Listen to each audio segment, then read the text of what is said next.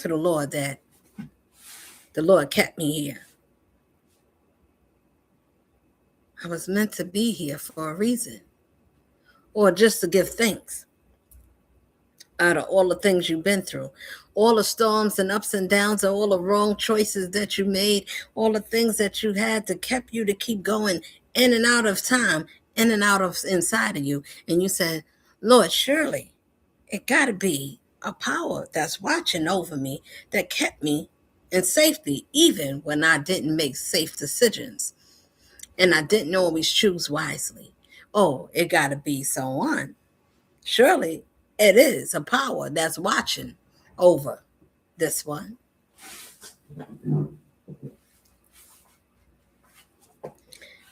Listen, this is called listen and learn.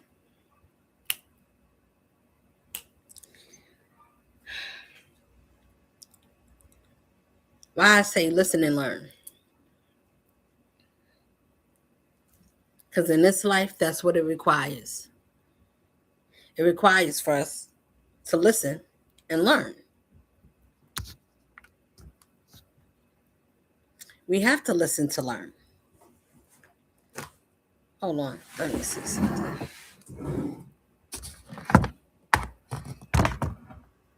Much better. Listen and learn.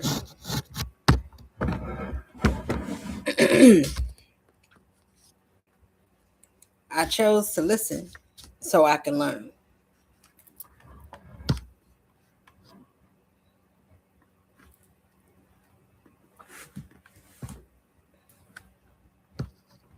Listen and learn.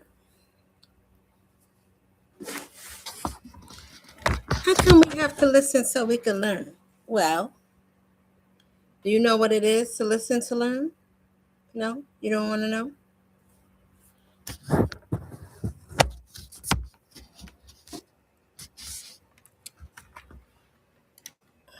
Let me put it like this.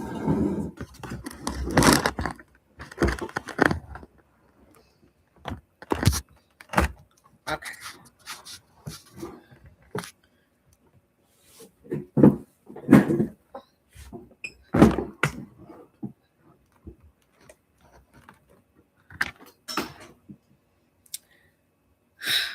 Pardon me.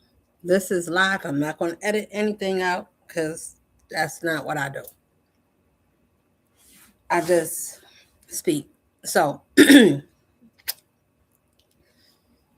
my beloveds, to my beloveds,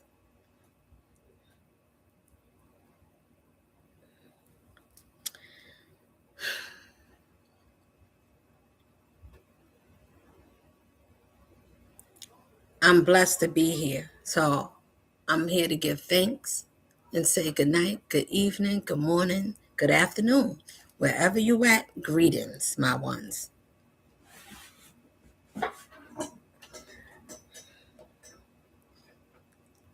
And to the ones that's not here, to my family line, my ancestors, family, sisters, brothers, mothers, all the ones that crossed over, I thank you immensely for watching over me. I give you thanks. I honor you for honoring me and looking after me in the background where my eyes can't see. I thank you, family. I thank you, Most High, the angels, all my collected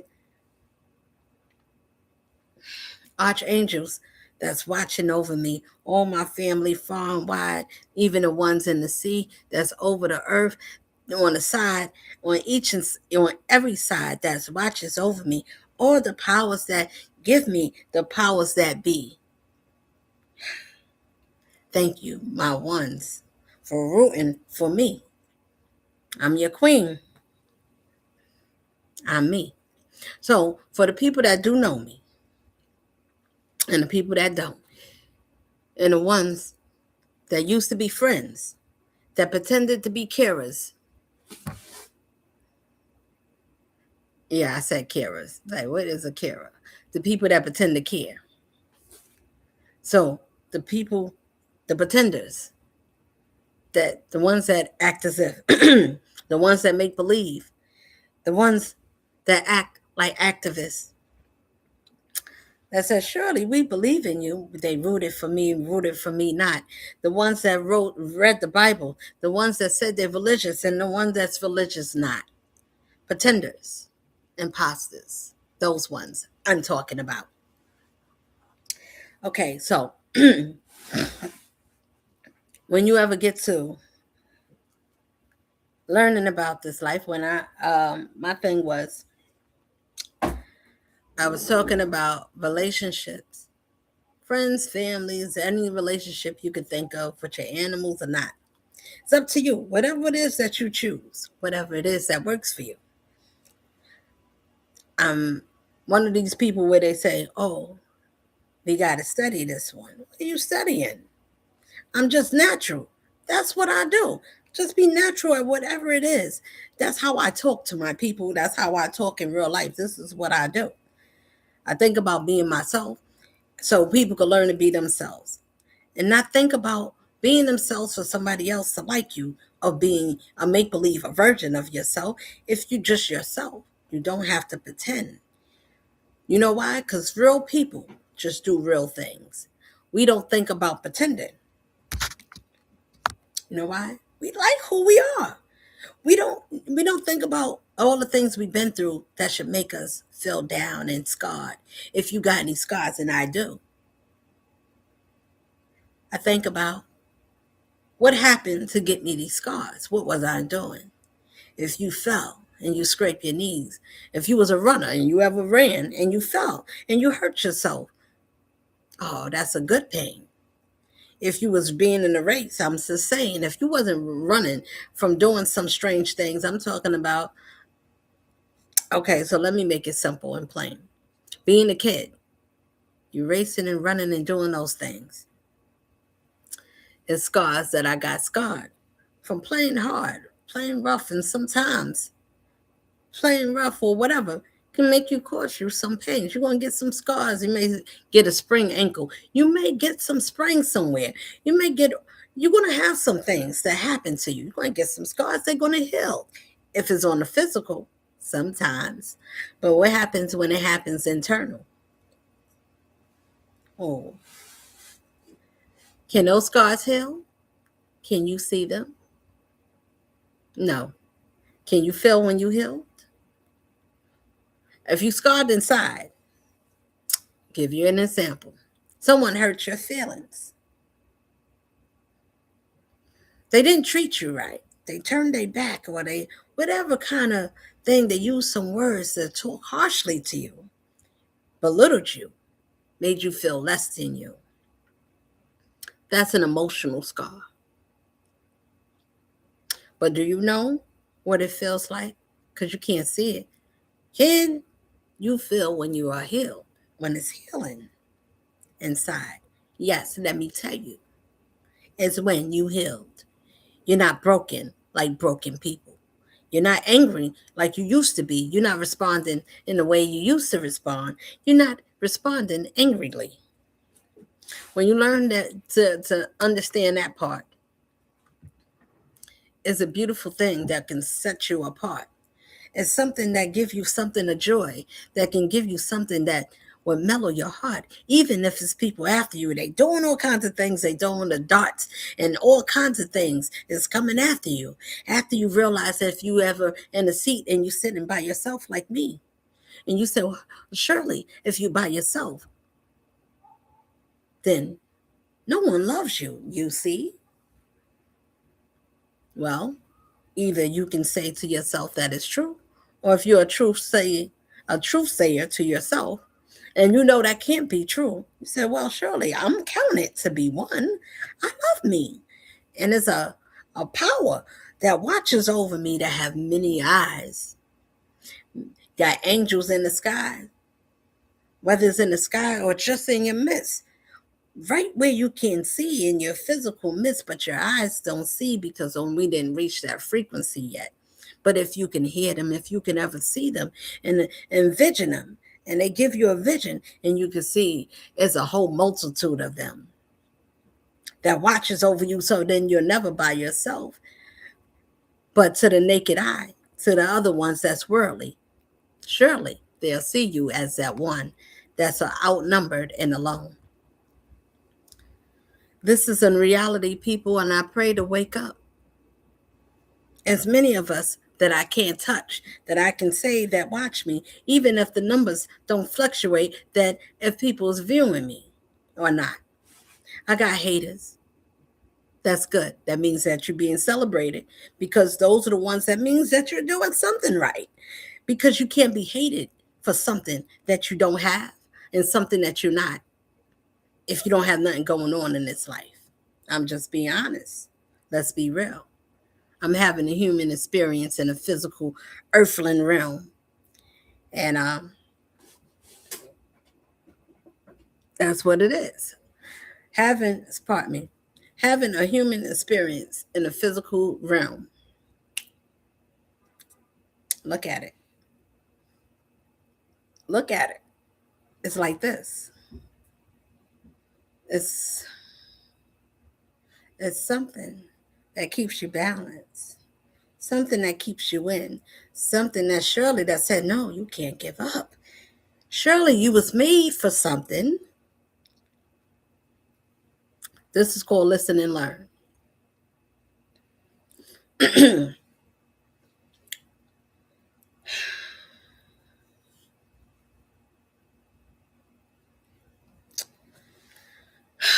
To my beloveds, why I call us beloveds? I got that from my barber shop, a barber that used to cut my son's hair. And my mom happened to meet him. God rest his soul. He's not here in the physical realm.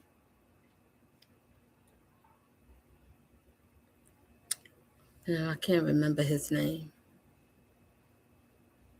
But in any case, my mom used to use the word beloved as well. So I have her spirit in me, even though she crossed over. She crossed over. She's very well. My dad, I give thanks to those that's in a presence that is, and those that is not. Those that genuinely cared about me. I don't know where you at, but you somewhere. And as many that I'm saying, the ones that I don't, the ones that I'm supposedly known, I'm saying for those. But as many that do love me, that those that is not yet to be known.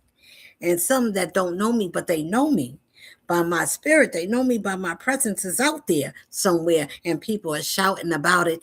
They know me because God said, you need to know me by my face. You should know me by my word. You should feel me by my force. It's something that's called the greatest gift of this world that ever seen. And what is that? It's called love. It's something that's nothing higher than it. What can beat it? And he said, well, if you got love, how come we go through so many things? How come the Lord does this, the Lord does that? The Lord does everything inside you internally.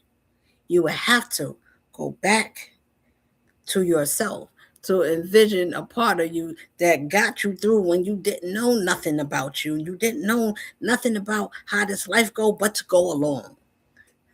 You got to go along. What are you doing? You're going along with what? You're learning as you go along. Look at it that way. Now, they gave us things that they said to go to school so you could learn things about school, to have a job, something to work, something surely to teach you who you are. Not who you are, but mold you to be something that the world told you that they want you to be. And you got all these choices. You got many choices. You can choose a teacher. You want to be a teacher? You can be you could teach kindergarten. You can teach fifth graders. You could be for junior. You can be for public school. You could be for high school. You want to be a person that teach college. You want to be a professor. You can be that too. You see what I'm saying? And none of those things, you can get a degree. Sure, you can. You can get your bachelor's, your master's. You can do everything that this world say you can do. And they say you can be anything you want to be. What you have to do, believe in you. It's crafted out. We wrote it down for you. Pick a box. It got numbers on the side of it. It says, how much are you worth? This job, if you want to be security, it may pay $15 to $20 an hour. You can pick that too. You ain't looking for much. You just need something to do. You can do that. You can start at the bottom or you start in the middle. You can go to the top. Either way, it's up to you. Guess what is missing? It doesn't tell you nothing. No matter how, listen, people, think about it.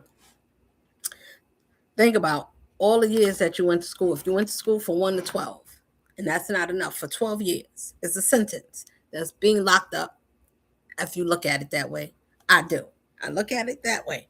That's a lot of time to be locked up in a prison. And if I was in jail, then I had to do 12 years. And then after you get out of those 12 years, and then you say, well, I want to do another 2 or another 4. Now, your associates is 2 years. After you did 12, 13, 14, 2 more years, that's 14 years. Now, however you get out, let's say you got out of school at 17 and you go straight into college. Oh, by the time you finish on your master's degree, you'd be still young enough to live your life after you get out of prison from doing prison work. But you don't see it that way because you're doing it for work, school, right? You're being educated for who? The system. Yes. So the system is going to tell you how to work for them to work for you. And everybody's programmed systematically, just like me. And I was just like every last one of you. So we go to school. So we learn. So we can be intelligent for who? Guess what? It's not about not being smart or being educated. You should know the basics. Read and write, take away, and subtract. Those are the basic elements that we need in this life. I guarantee you. They're going to tell you about a fraction. You got half and half. If you got 2 halves and you put them together, it makes a whole. That's 1. Then you got division. Who are we dividing? The negatives and the positives. That's it. Then you got science. That's science. Negative, positive. They put the wires together. They show you how to make batteries and how you could make a light bulb, and you didn't need wires and all that technical stuff to put inside an outlet. I learned this when I was in elementary school in the 3rd and 4th, between the third grade. Now, what I'm saying is, other than that, these are the basic principles. So all you really needed was elementary school, if you did go there, from kindergarten to the 6th grade, if you learned any of those principles. And then they said 12. All right. So we go to the 12. From kindergarten to 12. 12 years. 12 years of slaves. Oh, was I a slave? I don't know. If you don't see it like that, maybe you wasn't, maybe you are. I don't know. But for me, I thought about it. Didn't tell you anything. After you do all that and you go to school for 24 years of your life, because you need a bachelor's. A bachelor's is 2 more years. First, getting your associates was good enough after you got out of high school. That was a big thing. Then it become nothing. Then a bachelor's ain't really nothing no more either. You need a master's. And then that's kind of like, okay. Now you're getting somewhere. If you want a PhD, you want that PhD in science or whatever it is that you want to be, whatever kind of profession or whatever it is that you want to do. After you do it, you can. After we get it, it still didn't teach us anything about why we came here and what was your purpose. Nothing to do with it at all. It didn't teach us how to solve problems when we get into situations and life happens to us. And when we get knocked down and family or somebody or a friend or somebody mistreated us and your heart is broken, can you use school to tell you how to fix a problem that's something that physically happened to you? How and what time that we spend sitting every day is child abuse to a child that was a person like me. Consider that to be child abuse, even when I didn't even know that was the name for it. I just knew something was wrong about it. It seemed a little crazy to me, but when you're a kid and you're a child and you see some things that the adults don't see, who are you to overturn anything, even if it's crazy? But because you're a kid, you know what you're supposed to do. Do as you're told to. All the kids go to school. All the parents do it. You can't. Oh man.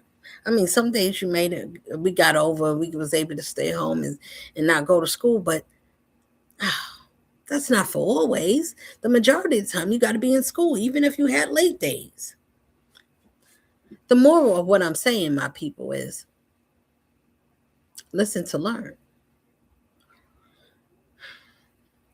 When I was about 9 years old, it didn't make sense that parents would have to get up between 5:30, 6 o'clock. Some may get up at 4, depending on how early they need to prepare breakfast, and they got to get themselves ready so they could go to work and get you to school on time and all of that stuff, if you had a babysitter or not.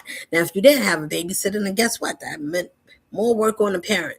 And if it's a single parent, then that one parent, whether you're a mother or a father, you have to do all those works. You have to prepare yourself ahead of time, make sure your kid gets to school, so either they can get to school to eat breakfast if you didn't have time to make it, or even you made it at home. Either way, that means your kid is breaking their sleep. Why? Because that's what a kid think about doing on school days. And then the parents don't understand why kids get up on Saturdays extra early, like 6 o'clock in the morning, but on Monday through Fridays, it's very lax. It's very rare, not everybody, because some people got, a lot of parents got some kids that's very happy to go to school. They can't wait to get there. And they say, oh, my kid Shirley is excited about learning. For some, yes, they actually care about learning. And then you got those ones that's excited about going to see their friends, their classmates, because they don't live in their area. They don't live where they could go out and go to their home and play with them. So they get to see them in school.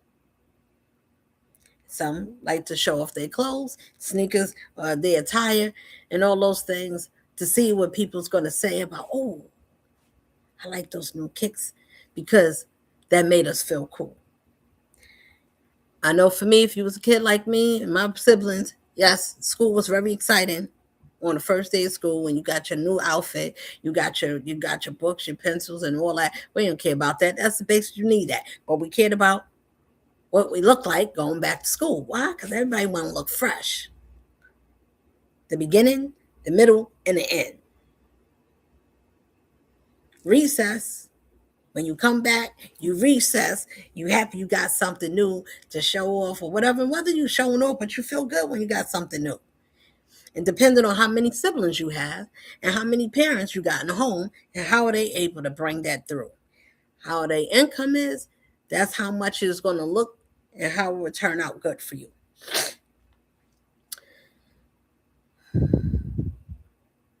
And all that saying, it didn't teach you anything about who you are, why you are. Only thing I learned, that at that age, and I'm looking around, we cared about what other people thought. Yeah. You know what it's called? A need of acceptance. I had a wise teacher. Wise, very cunning, very smart, but very cunning. But either way, I didn't learn, but I learned by someone that was very cunning. Now, I'm going to tell you something. School don't teach you nothing about that. Don't tell you about danger. They say your parents supposed to tell you that. The parents teach you at home how to be disciplined, teach you right from wrong, teach you about manners, etiquette, and discipline, and all these things, chores, and you should have some type of order. That's the parent's job. When you come to school, our job is to educate you, to tell you about things, how to function for yourself, to give you an understanding of reading, writing, the basic fundamentals, to see how your cognitive skills work. That's that. That's what it is. Don't tell you about if you at home and you not be if you being annoyed. What do you do? They don't talk about none of those things to make your mind work so you could be a better vessel. So when you go out of school and you out here in the world, even from a young kid, don't tell you about that. Teach you to be confused. Teach you how to pay attention to what they got. Multiplication, everything that has nothing to do with you being or dealing with life choices as it happens to you. It teaches how to be focused one way. Don't look over here. Don't look over there. Look this way. And it's the only way you got. And it's the highest that you can go. If you go above here, we don't know about this. Don't exist. Anything out after that is crazy. It's ludicrous. Right? Sound like the rapper, right? Oh, you're surely you're loco. Coco loco, whatever one is. Whatever. Pay attention to what I'm saying. It doesn't prepare you for situations in life. If you're in a situation, if you're a kid and you ever get trapped in something, or someone lock you up, or they talk down, or if you're with an adult and they do something to you, do you have anybody that you can trust? How do you know when you can trust that person? These are the things that it would never tell you. So to me, when I'm waking up early in the morning at 8, 9 o'clock, 10 o'clock, and looking in a classroom, I'm about 8, 9 years old. And I'm happy to go to the bathroom. So now, they got the doors closed to keep the noise out, if there's any. And usually it's not because everybody's in class. This is elementary school and I'm talking about, people.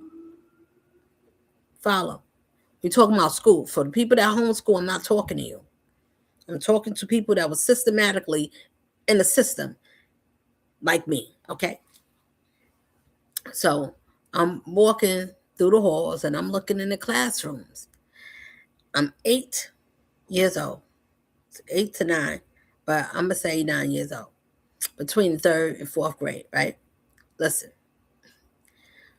looking in the classroom, watching every student with their head down writing.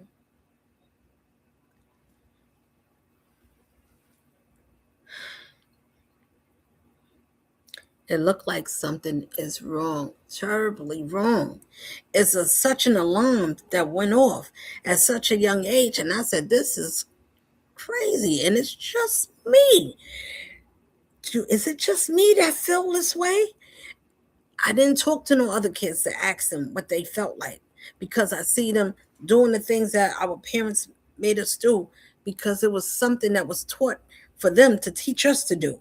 It was repetitions. This is what we were supposed to do. Every generation after generation, this is what y'all do. Teach your kid when they get 5 and 6 years old, they need to be in some type of school. They need to be in a learning habitat, whether you teaching them at home, but they usually didn't want you to have that type of control. Okay, whatever. Some parents didn't know, some parents couldn't. They needed to go to work. Now, for the parents, they see the kid for a kid's eyes. This is for a vision of a child. Okay? As a child, I seen that as child abuse, didn't have a name for it, but surely it was something that seemed off. It didn't make sense to me. And I was that age. And I'm watching all of us do the same thing. I said, man, this is something's wrong with this environment or this type of place that I'm in. Something surely is not well with it. And I couldn't put my hand on it, but I seen things that didn't make sense to me, like for a kid to be broken out of their sleep. We need 8 hours of sleep. 6 o'clock, 5:30 to 6 o'clock in the morning, depending on how far the parent needs to go and what their job consists of. That kid got to get up because the parent going to either make some breakfast or you got to get breakfast in school. Either way, they could take you to breakfast and make breakfast or you get into school, one of those 3 things. And some didn't get nothing until they got to school or until they got Either they ate lunch in school, that was their only lunch or their only meal. Either way, what I'm saying, people, it was another way of saying jail, and it was made for children. And you get to learn there. It's a holding cell. Teachers go there, they think they got a job and they going to work. Yeah, somebody got to teach these kids, so I'm going to be a teacher too. I'm not knocking teachers. Pay attention. This is systematically what they did to us, and they gave us positions and money. So everybody's on a system, working for the system that says, surely we work for you. To watch children sit down for hours, and then when we get recess, 20 minutes, maybe a half an hour. And then it got shorter. It wasn't that much because then we didn't have playgrounds. We had that had toys in it. You didn't get to have swings and seesaws. I had every school is different, so please keep that in mind. If you had a school that had toys and things that you was able to play with, besides in a empty, excuse me, Archangel Michael, please block whoever this energy is that's trying to stop me from talking correctly. I rebuke and refuse the enemy, cancel and purify, return to sender. Okay.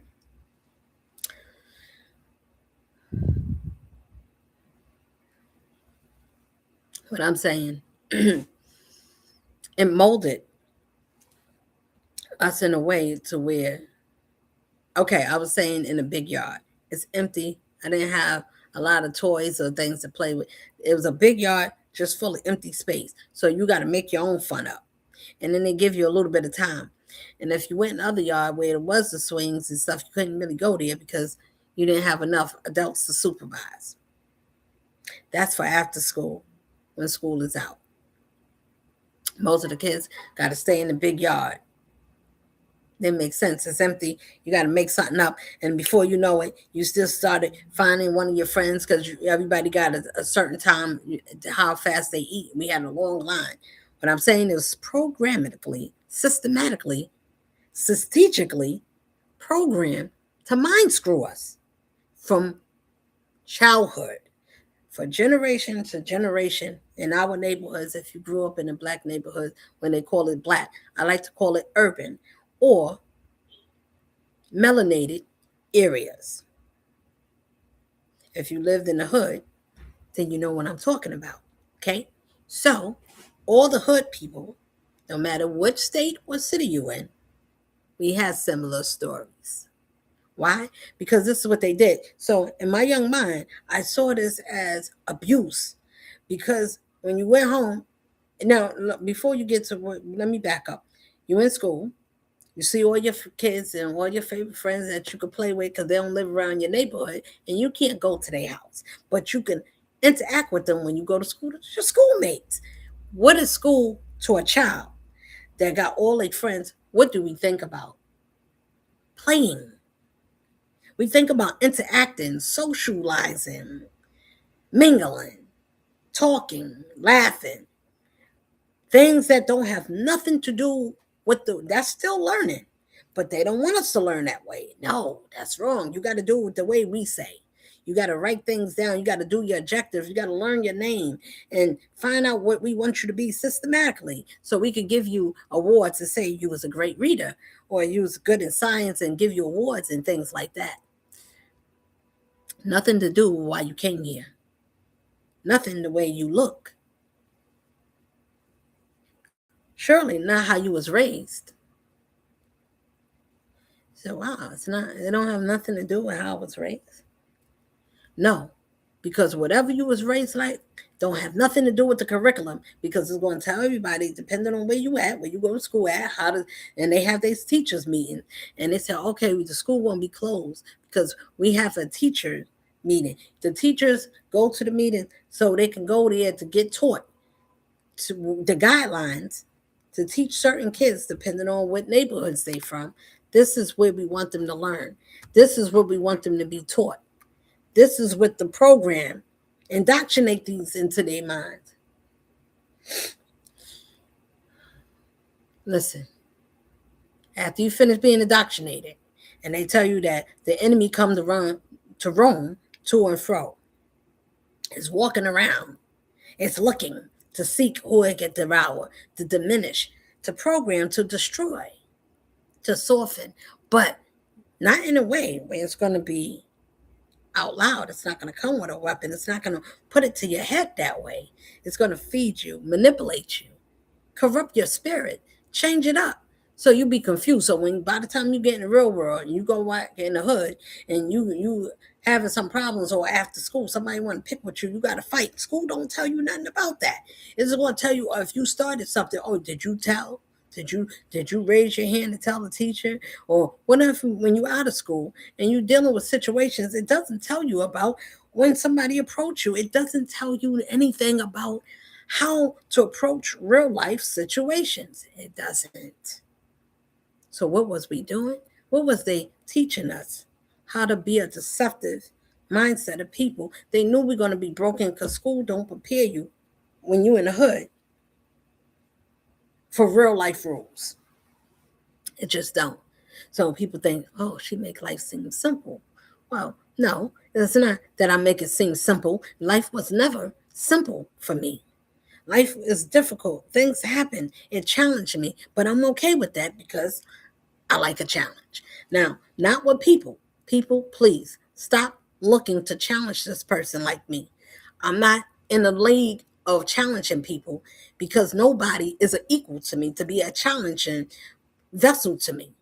I'm not going to challenge you on what? My own life experience is enough to challenge me alone. I don't need to compete with other people to see what somebody else got, what you have, and who got it first. And if you get married first, then somebody's going to get married before me, or they get a car, they're going to drive before me. Somebody's winning. Somebody's in the lane. They're doing something before me.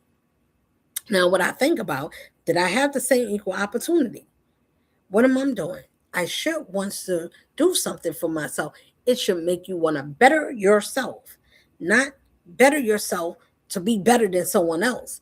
It doesn't make sense. Why? Because every individual have their own life experience, and their own intelligence is going to tell them what they should want for themselves if they're in a position to get it.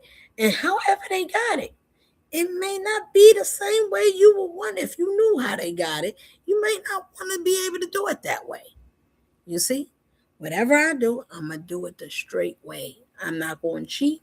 I'm not going to lie. I'm not going to steal or want to find out who I could get close to so I can be that next girl, or that to be next to that hot guy, or to see who this one know, to see where I can fit in that, see who this one know.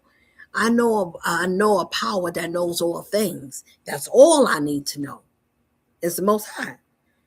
And it's connected to me, and I'm connected to that one that is for many. And that many that's for everyone, I'm connected to that one that speaks to this one, and I'm one of many. Who and what do you need to compete with? If your own life experience with your own eyes, look at them. You see my eyes? Yeah. Okay. Your own eyes is what you see. It's what you endured in life. The things that made you to be whoever you are, that you say, I'm me. When I see a system that corrupts and tell you to hold your head down, and by the time you get out of school, you jumping, you wonder why your kids is jumping off the wall, and they jumping up and down because they didn't get enough energy to exude out. So surely it's locked in, and you wonder why your kid is you think that, oh, they can't sit still, or maybe they got ADHD, high attention deficit disorder, some whatever. No, it's the kid is not the problem. It's sitting down for hours. Think about it. I wish parents think about, do you remember being in school? Do you remember what your mindset was like? Now, hold on. Let me go back. back in my mother was in the 40s, so the 40s, 50s, and 60s, they had different things going on in school. They had home economics. You was able to learn some shit. You was able to find out if you could sew. So if your pants get a rip, they had real things for real situations that happened. By the time it got where I'm at in the 70s and the 80s and the 90s, it's got to be a lot different. The gym wasn't gymming like it was back then. You had real gymnastics. They didn't have that by the time I came. So what was happening? They was lessening us down in each generation. They was taking us away from ourselves. So by the time the parents in their time can't relate to their children's time because their children didn't get the best, but they felt like they got everything, so they gave them technology to make the parents that had the real stuff look like they retarded. Oh, y'all ain't up on the technology. We got calculators. We didn't have calculators. You had to calculate your own goddamn brain and use your own goddamn sense. And if you did have anything close to that, that's all we had was a goddamn calculator. We didn't have series and all these AIs and being on social media like MySpace and all these things that they had back then coming up to where the world can interact so they can watch us interact as you watching this girl. So when we watching each other, they watching us to see how we mingle, see how we learning, what's our learning experience like, so they can see how we generate and what we talk about when we could talk about to each other. Listen, it's better to use this to talk about everything that they talked about, that they made us talk about them. If you talk about personal things, that's stupid. You shouldn't do that. Keep your things personal to you. Unless you're going to teach a lesson or something that can inspire somebody to change so they can say, you know what, I need to be a better vessel. I need to spend my time wisely here because these people ain't trying to do nothing. And then if you hanging with mindless people, they mindless people just like you. They can't teach you nothing better because that's what your circle and your crew is made of, nothingness. So they cannot teach you to be better than you was or better than them. Or they unless it's going to be a group, then you know what? I think we need to stop. I think we should start talking about some real things.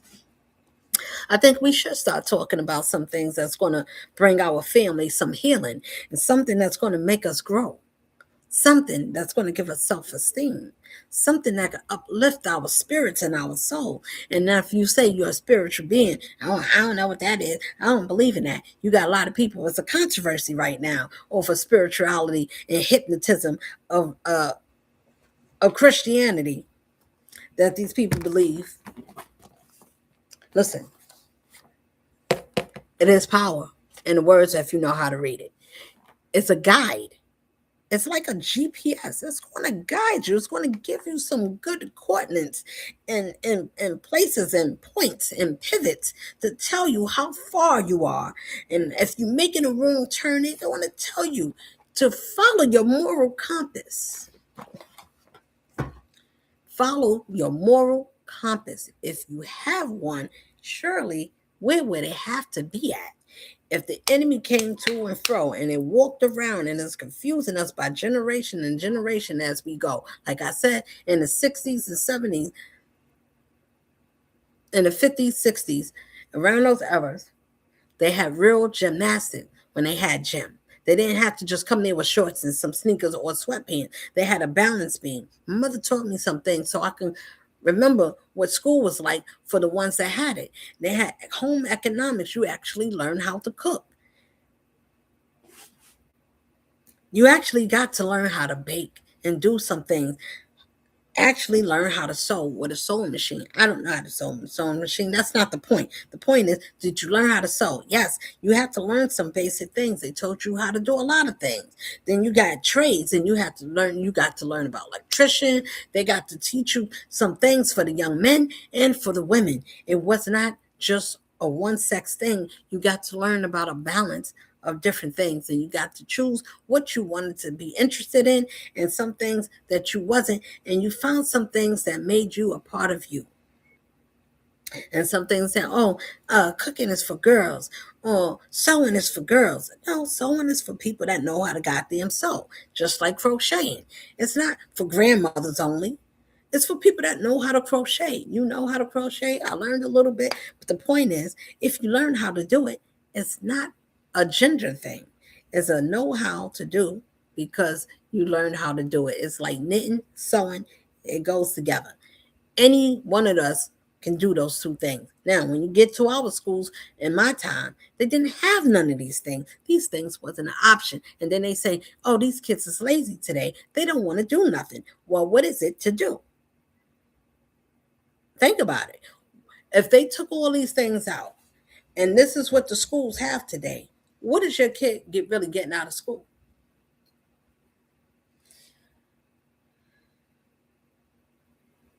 What? What are they learning? What is they really getting out of school? What interest is it other than sitting down, taking notes, getting in a computer to tell you to do, to press a button, and all these things? If all the fun stuff that made school worth going to school, taking a trade while you in school, from elementary to 12th grade, was all the learning that we should have learned, everything that you needed to learn. Anything other than that is extra jail time.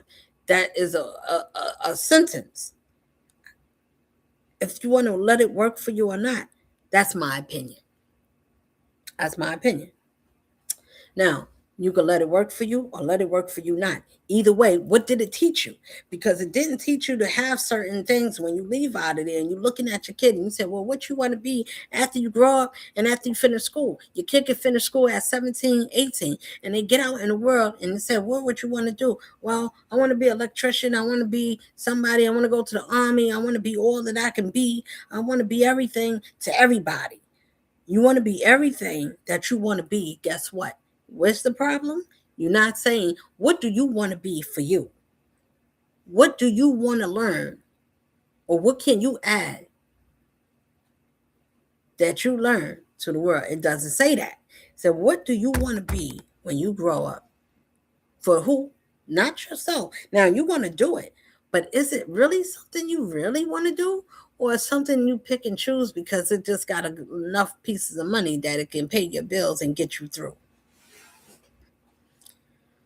It doesn't teach us anything about being who you are, why you are, and what purpose you came here to do. After you get past the shenanigans, listen, there's levels to this. So we're going to go through all of that. And then the whole thing is, when you go into school, who are you going there for? You got your friends there, your parents, excuse me. Your parents is going to say, you're not there to make friends. You're not there for your friends. But every day you see these people. You there to learn, to get an education. You better get your education because if you don't, you're going to be illiterate and people are going to make fun at you and you're not going to know how to read and write. And it's going to be a little much harder for you. So you got to pay attention. Should you? Is that wrong?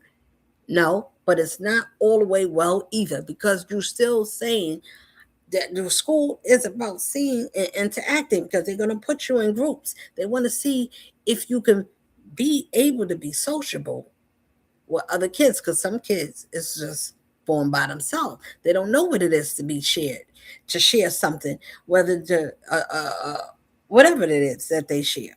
And then sometimes they have story time where they could tell you that oh, write about who is now they want to know who in your life. So they're going to give you some fun tactics and it's going to sound creative. Who do you look up to? Who is your who inspires you in life? Now they want to know who is your example that you look after in life. Write it down, boys and girls. Then you got show and tell for some schools that they had that in their schools. You had show and tell. You bring something that you want to show, something that you learn, something that you can tell. They want to see how you interact. How do you get along? Is it very well or not? Are you argumentative? Are you able to have other people around you? Do you know how to collaborate? Or are you a kid that's selfish? When you have these things and you like analyze it, the parents saying it ain't clicking. That they want to know who you marvel after. What's your examples? Who do you listen to? What things do this kid care about? Let me see, because then they got a way to go into your home to find out if you're being abused, if you're listening to things you shouldn't listen to, or is this kid more advanced? They are looking. Listen, man, I'm going to just say it like this. Let's say that. Okay. What I'm saying is the best thing to find is when you start looking into yourself and you start learning about yourself and learning to others. I could complain and say whatever it is, the systematic or whatever. What I'm saying is it doesn't help us to learn about certain things to get through life when life and situations cause you pain. It's the happy stuff. It's not where that's not going to be where the problem is. Everything is happy. What happens when somebody tries to take your happiness from you and somebody want to snatch everything that made you happy about you being you? When you find your own rhythm and you find something about this life that make you enjoy just being you. You started after you get past the fights and you was a fighter like I was, if you was that, and you had to do those things, and then you realize that I don't want to hurt nobody. I don't like the way it feels. I don't like people to hurt me. I don't like to get scars and get my hair pulled. I don't want to punch nobody's eyes out. I don't want to put marks and bruises on people. When you come to that understanding, you say, well, what did I learn about that? Why did I stop? What did I see? I couldn't use school because it didn't teach me nothing about what I just said to you. Please understand, it doesn't teach us that. It don't teach you about morals, guidelines, and principles, and it teach you how to be disciplined for worldly things of working for their system.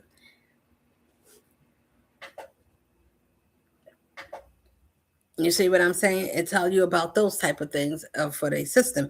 You must follow the rules and don't walk in the hall, don't run in the halls. If somebody hits you, raise your hand. Tell on somebody. If you see something, say something. If you know something, do something. You should. Guess what? A lot of people don't follow those principles. These certain principles, I'm not going to say everything in school wasn't worth holding on to. If you learn some things, you should have learned to apply it to the things that you actually do in real life. Okay? The things that if you learned anything, you should learn how to treat people right. What did I learn? I learned that I should be sociable. I should be a person to be mindful of other people. So, because I want somebody to be mindful about me, I want somebody to think about how I feel if I think about how they feel. Fortunately, people, those other ones don't think like that. So, listen, you got to understand it's two types of people in this world, only two. See my little fingers? See? It's two. I don't care if it look like four. It's only two. Now you can make it into fours and say, well, it's mixed. It's one and two. It's boys and girls, male and female. Anything else that falls in the middle, it is dismissed because it don't equal one and two. Do you understand? That's it. It doesn't matter what nobody talking about. Listen, because I'm gonna tell you, somebody could disagree, you could disagree all you want. It's one and goddamn two. And out of one of those two things, it come many different versions, and you could get 1,000 and or it could be endless, limited things out of just one and two. So you pick which one out of that one and two, which one you want to be, because it's going to give you many different versions, and you could go down many different avenues from picking one and two. Okay, that's it. It's either you right. Listen, I'm gonna make it simple. It's either you the truth or you the lie. Now, the truth is number one. The lie is number two. Now, you can flip it. You can say the lie is number one and the truth is number two. But whatever which one it is, you better pick the right one that fits you. You understand? You can flip it. I don't care how you want to flip it. It's one and goddamn two. You could say two is a lie and number one is the truth, or number one is a lie and number two is the truth, or either which one. You better find which one is you, because the world's going to let you know. You're going to come against someone. And there's going to be people in this world that went through some things. And the fake ones that didn't learn nothing about life, but they may pretend, they may believe, because they act as if they was the real things in life. And they use religion and anything else that they can use if that can get them to fit in. They call them manipulators, narcissists. They don't believe in shit. They don't believe in nothing that's real. Nobody can be authentic, and nobody can be their real self. They have to lie. Surely you got some skeletons. You got something to hide. Whatever it is, if you say it, and say it with your pride. Say it out loud if that's what you feel inside. Either way, you could still be your own truth. Even if you got things and people say you got stuff in your closet. Everybody got things in their closet that they're ashamed of. Well, then that's not true for everybody. Narcissists, people, children, adults, on both spectrums. It is not true. Everybody don't have something that they're afraid to say, whatever it is, because you know why? We look at life as learning. And if you fell and you got any scars and you did the wrong thing because the enemy came to deceive, please listen. It is a spirit. And people I don't believe in that. They're a lie. They're the first ones to believe in that, because they play on people's minds. They call manipulators. They twist things around. They project. They say everything. If they was a liar, they was a whore or a home wrecker, whatever it is that they would say and reflect that thing on somebody else and say that's who you are. Because surely they feel that they're not the only ones that live a low life, that made the wrong choices about themselves, because that's actually how they felt about themselves in this life. And they use excuses why they had to end up a certain way. Well, surely, well, people don't care about me, so I don't care about them. And if they do this to me, I'm going to do this back to them. And if they feel this way, and if they got this, then I want that, because my life, I went through stuff and I deserve, and I should have this because I went through stuff too. And how come I went through stuff and that didn't happen for me? So I don't want that to happen for you. Now, listen, they call haters. Haters and backwards naysayers. If you have to be jealous of someone, man or woman, and you feel that you have to do something, life is already a program. Listen to why I mentioned school, because and you want to wonder where these mindsets come from, because these are people that figure if I went to school and I got a degree, I'm smarter than you. That means I should make more money than you. My life should be much better than you. Then you got, listen, if you got friends or whatever it is, I have one Spanish friend, Dominican, wherever she is. And is a such thing to be prejudiced against yourselves and then think that you're better than the women, but you want our men. When I say our men, or you like what I'm saying is, you got people that is prejudiced and they sit with you and they smile and they say they like you, but then they talk about you, or they want things from you, or things that you went through just as well as they went through, but they don't know your story because you don't talk about and complain like everybody else. What I'm saying is, you're going to have haters. Let me think of another word to express what that is. Okay, I use haters because it's familiar, right? So a lot of people identify what that means. People that's never happy about you, people that don't want you to have what you should have because you earned it. Something happened good for you. They don't want that. They don't like it, but they smile. Oh, I'm so proud of you, but they really not. I knew that. So I sit around much people that sit around me. And if you're watching me and then you see me and then you study me, what did you study about me? Ain't studying.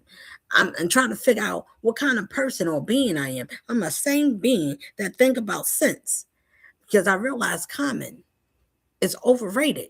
It's too many people that got common sense. And this is where we at today. Welcome to the world, because this is where common came in at. And then they said, we're going to give you AI, we're going to give you series, we're going to give you all these things where you don't got to use your mind for real. And we're going to give you some things. We're going to show you about wars and things like that, and oil and money, control, power. This is why haters exist, because this world used money and it used things, and of the things that the Bible talked about. Why you shouldn't worry about these things, cars and money and all these things, because the Lord said, if you go my way, what should you not have? Now you're going to have people to do things in the background. I'm going to try not to talk so long. I'm going to try to keep this to a minimum. But I am going to tell you some things, because I said this is about listen and learning. Learn and listen, listen and learn. Either way, flip it back and forth. It's going to give you the same two things. I'm going to listen so I can goddamn learn. Now, if you learn some things, then you can learn something about you, because I need people to learn and understand so this world could be a better place for me, for people like me and you, okay?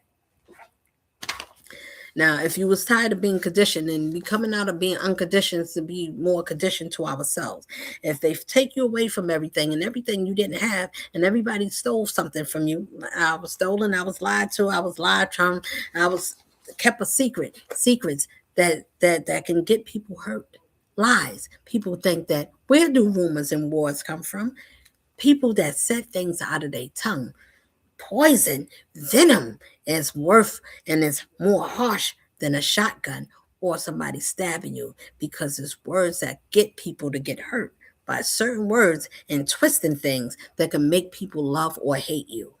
It's called your reputation. Listen up.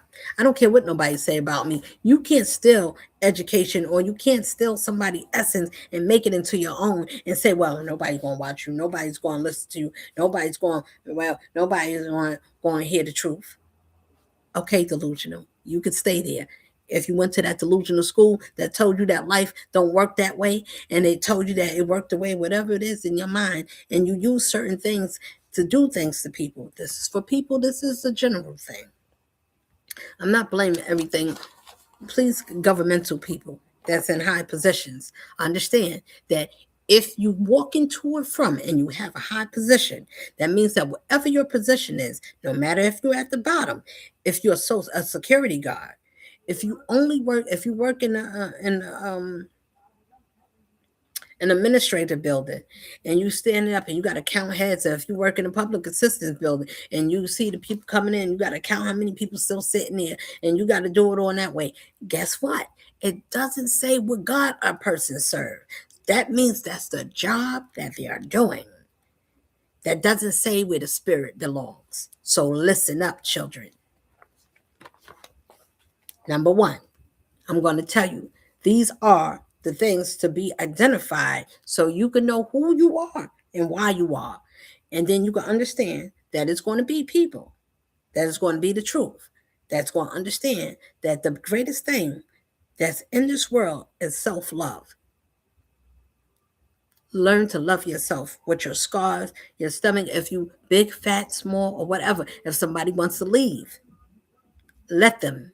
Because if you love yourself enough, I went through being greed, being hurt, and being all these things because I didn't know who I was. When you think less of you and you don't know that you're everything, and a man or a woman can deceive you and play games with you and break your feelings down because you're thinking that they love you and they really care about you.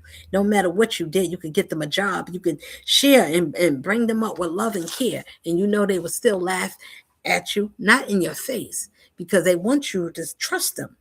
These are narcissists.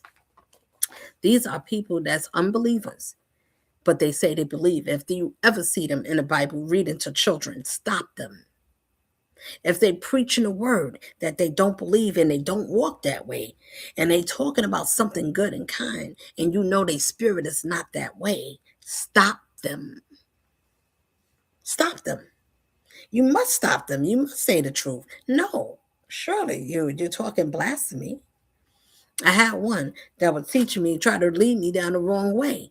And so I was like, no, because certain things don't make goddamn sense. And if something don't make sense, we are made to question it.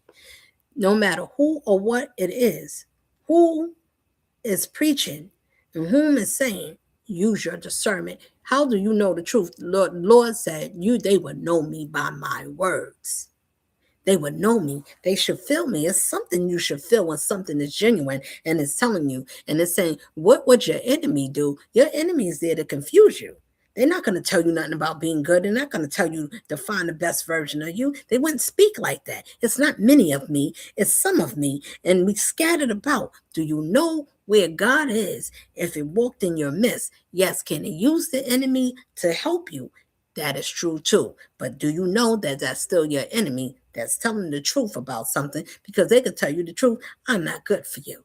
I'm going to hurt you. And you think, nah, you're not going to really hurt me. Nah, you're not really that mean. I was one of those. That's when you're not disciplined in yourself. You don't know your own self-esteem. Now, I'm going to say something about self-esteem. Self-esteem, you can take it a lot of ways. But I look at it as having your own steam. When you're young, you don't have a lot of steam because you don't have a lot of sense. You didn't learn a lot of lessons. You didn't get a lot of experience. Some did. Some experiences is more crucial than others. People, if your experience happened to be one of those that had an early start in life, then it was very brutal. It was very cruel. It was very disloyal. You was put in all kinds of harm's ways, and you was put in things and situations that adults didn't shield you. They didn't protect you. They didn't keep you safe in the safest way as you're supposed to protect the life that is coming in. You make sure they have a safe way. Okay, so after you get past that and you lived, for the ones that live in your life, from whatever it happened, didn't take all your life away. If you was a baby and you got molested as a young child, and it damaged you in a way where you was penetrated, listen, and it made you not to have children.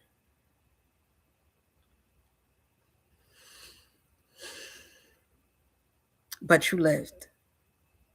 You can adopt. You adjusted. You can have a harsh life. The ones that had the hardest life and you made it through and you was able to get past and you was able to say, these things happen to me. Surely it's enough to make you upset and make you mad and make you angry. And you said, I want revenge. I want to get even on all the ones that didn't protect me, the ones that should have. And they watched and they didn't believe me. Yes, it could make you have a lot of things, but surely, let me tell you, if we went through anything and your life was hard, it was hard for a reason. It wasn't there to break you. You said, well, why would the Lord let us go through something harsh? Because it was people like yourselves and myself that be able to say nothing that you went through kept you bound. If it made you stronger and you had to learn to forgive and said, I'm not going to hold on to that because I'm not abused no more. I'm not broken. I'm not still being molested. I'm not being scared anymore.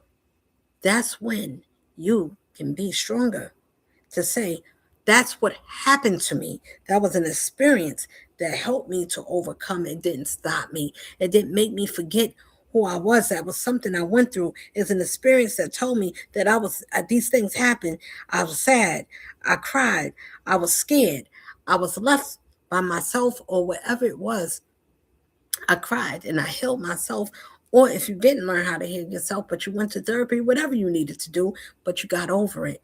Surely you was made to be another vessel to show someone else that if this happened to me and I made it through and I made it out okay, surely you too can do the same.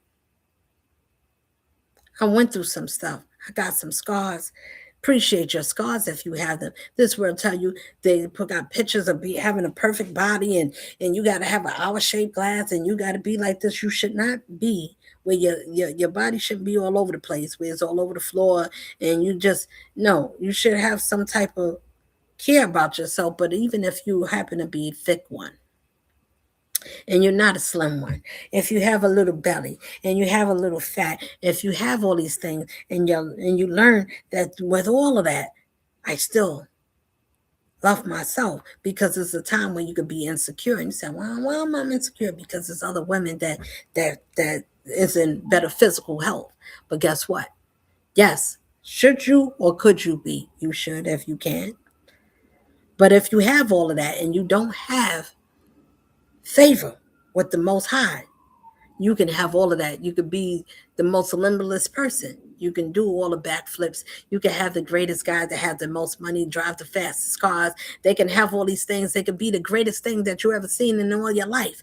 But when you don't have the spirit of God that way, that spirit's going to help you to live a life right and help you to maintain all those things. You can always go to the gym. You can fix your body. You can get yourself back to health. But when you don't have spiritual protection and you don't have a relationship with a power, you're going to need a source out here.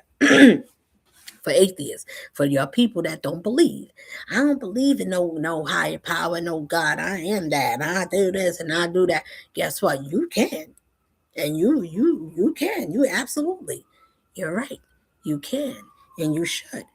But if you do it, be mindful that if you don't have a protection, and it's not a power, you need either one or two. I don't care which one you pick, you're going to need one that's going to do something for you.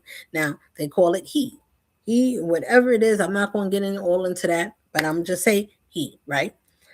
He. He who deceives the whole world. They still call it he. They did not say she that walks around. Look, there's two of them. They got he that deceives the world, and America right here is called she, her. That is America is compared to a woman. So who is these men that don't like these women? And who is these women that don't like these men? They call the alphabetical order of listen, I don't want to get into that. I'm not trying to offend nobody. I'm saying, where did it come from? Where's the poisonous? Why is it making us not love where we come from? If you came from a woman, I'm telling you what they don't teach us in school. If you came from a woman, it's no such thing as if you came from a woman. Everybody did. So I'm reframing my words. So listen up, kids, ladies and gentlemen, as you wish. Please listen. I don't mean no harm to none of you. But I'm going to speak honestly in my righteous form, as I often and always will do. To come from wherever you came, this is where the pain and things like that, because when the parent, man, father or mother, whoever the guardian is, doesn't nurture and care and protect that child and doesn't give it a balance of what's respectable to follow, these children often get lost and misguided, and we go off to ourselves. As we grow, we have experience, even as a kid. Let me tell you, even as 5 and 6 years old, going to school, can children learn how to be with the same sex? Yes. Why is that often possible? Well, because as children, when you're young and you like 5, 6 years old or 7, whatever it is, usually, or most often, and all the times, they're not.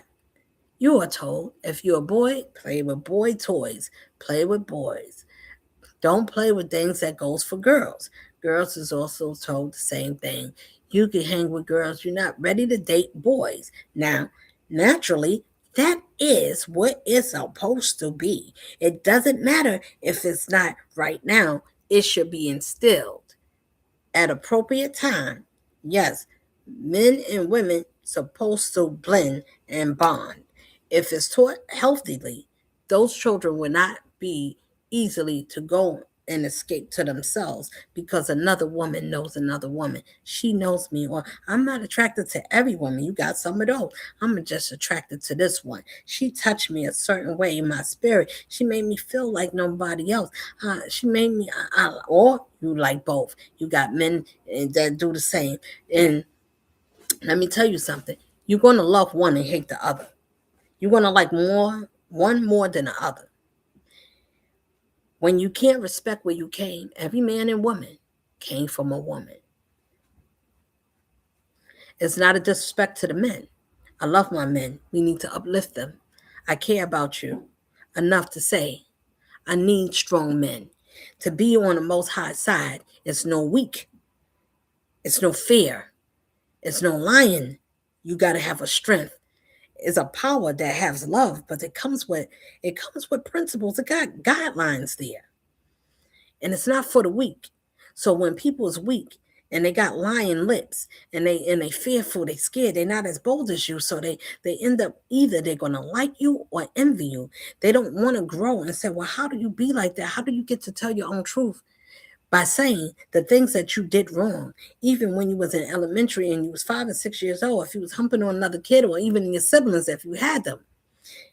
I'm telling you the real of where it comes from. It starts like that. Now, some is breakable. It don't go all the way to where it's incest. Some know, okay, this is a phase. Listen to me. I'm not lying to none of you. If we being real, it starts in the home. If you got siblings, some siblings do things and touch each other. And some grow that because they're young. But when you get into your teens and you're still doing it, you know better. There's no excuse. No. At some time when you're not 5 and 6 years old and you're not still 8, 9, when you were still a little kid and your kid mind said, you know what? If you're a kid and your kid mind pop off and realize this is wrong, definitely at 13, 14, 15, 16, 17, you know that it's goddamn wrong to sleep with your relative, your brother, sister, anything, to be touching or doing anything in any type of sexual offense at any point. You would know if a 5 or 6 year was able at a young age, if you're able to snap out, and I was, to know I'm talking about with your sibling or going to school humping and pumping, humping because you ain't taking off your clothes, but you're feeling something that give you a sensation. You're not looking at, well, I'm just saying, usually you're not looking at the gender. I only want to do it to girls, or I only want to be with boys, and or I don't never like boys. But as you keep going, if you only gravitate, and that's what gravitates towards you, you're going to gravitate whatever you are. And whatever you think, please believe that's what's going to gravitate towards you.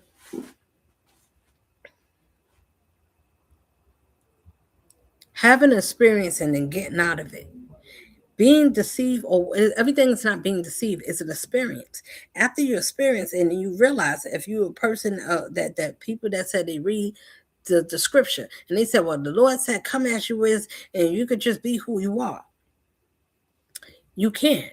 Be mindful that some of these things may not be who you are. These are things that was put on us and spirit and indoctrinated into our into our generational lines. So into our bloodlines is what I'm saying. So if these things is passed down, surely it would make one of you feel like, yeah, I'm supposed to be with a man. I'm only attracted to men. I'm not attracted to being with a woman, because usually they had a bad experience with a woman. Just to be real about it. And a lot of times women don't like men because they had a bad experience with their father or with a male figure. So they end up going to themselves. That's not for all, but in some cases, it's exactly that. You're going to love one and hate the other if you had a better experience. I had a mother and a father. She was married. I seen balance. I took whatever it is that seemed balanced to me, that made sense. Don't mean that everything was peaches and roses, but I understood the principle. It is a healthy mindset for a child to see both. Parents, get along at some point, do family things, include the children, go to family picnics and do things and have some type of healthiness. I had a healthy balance at some point. That was everything kosher.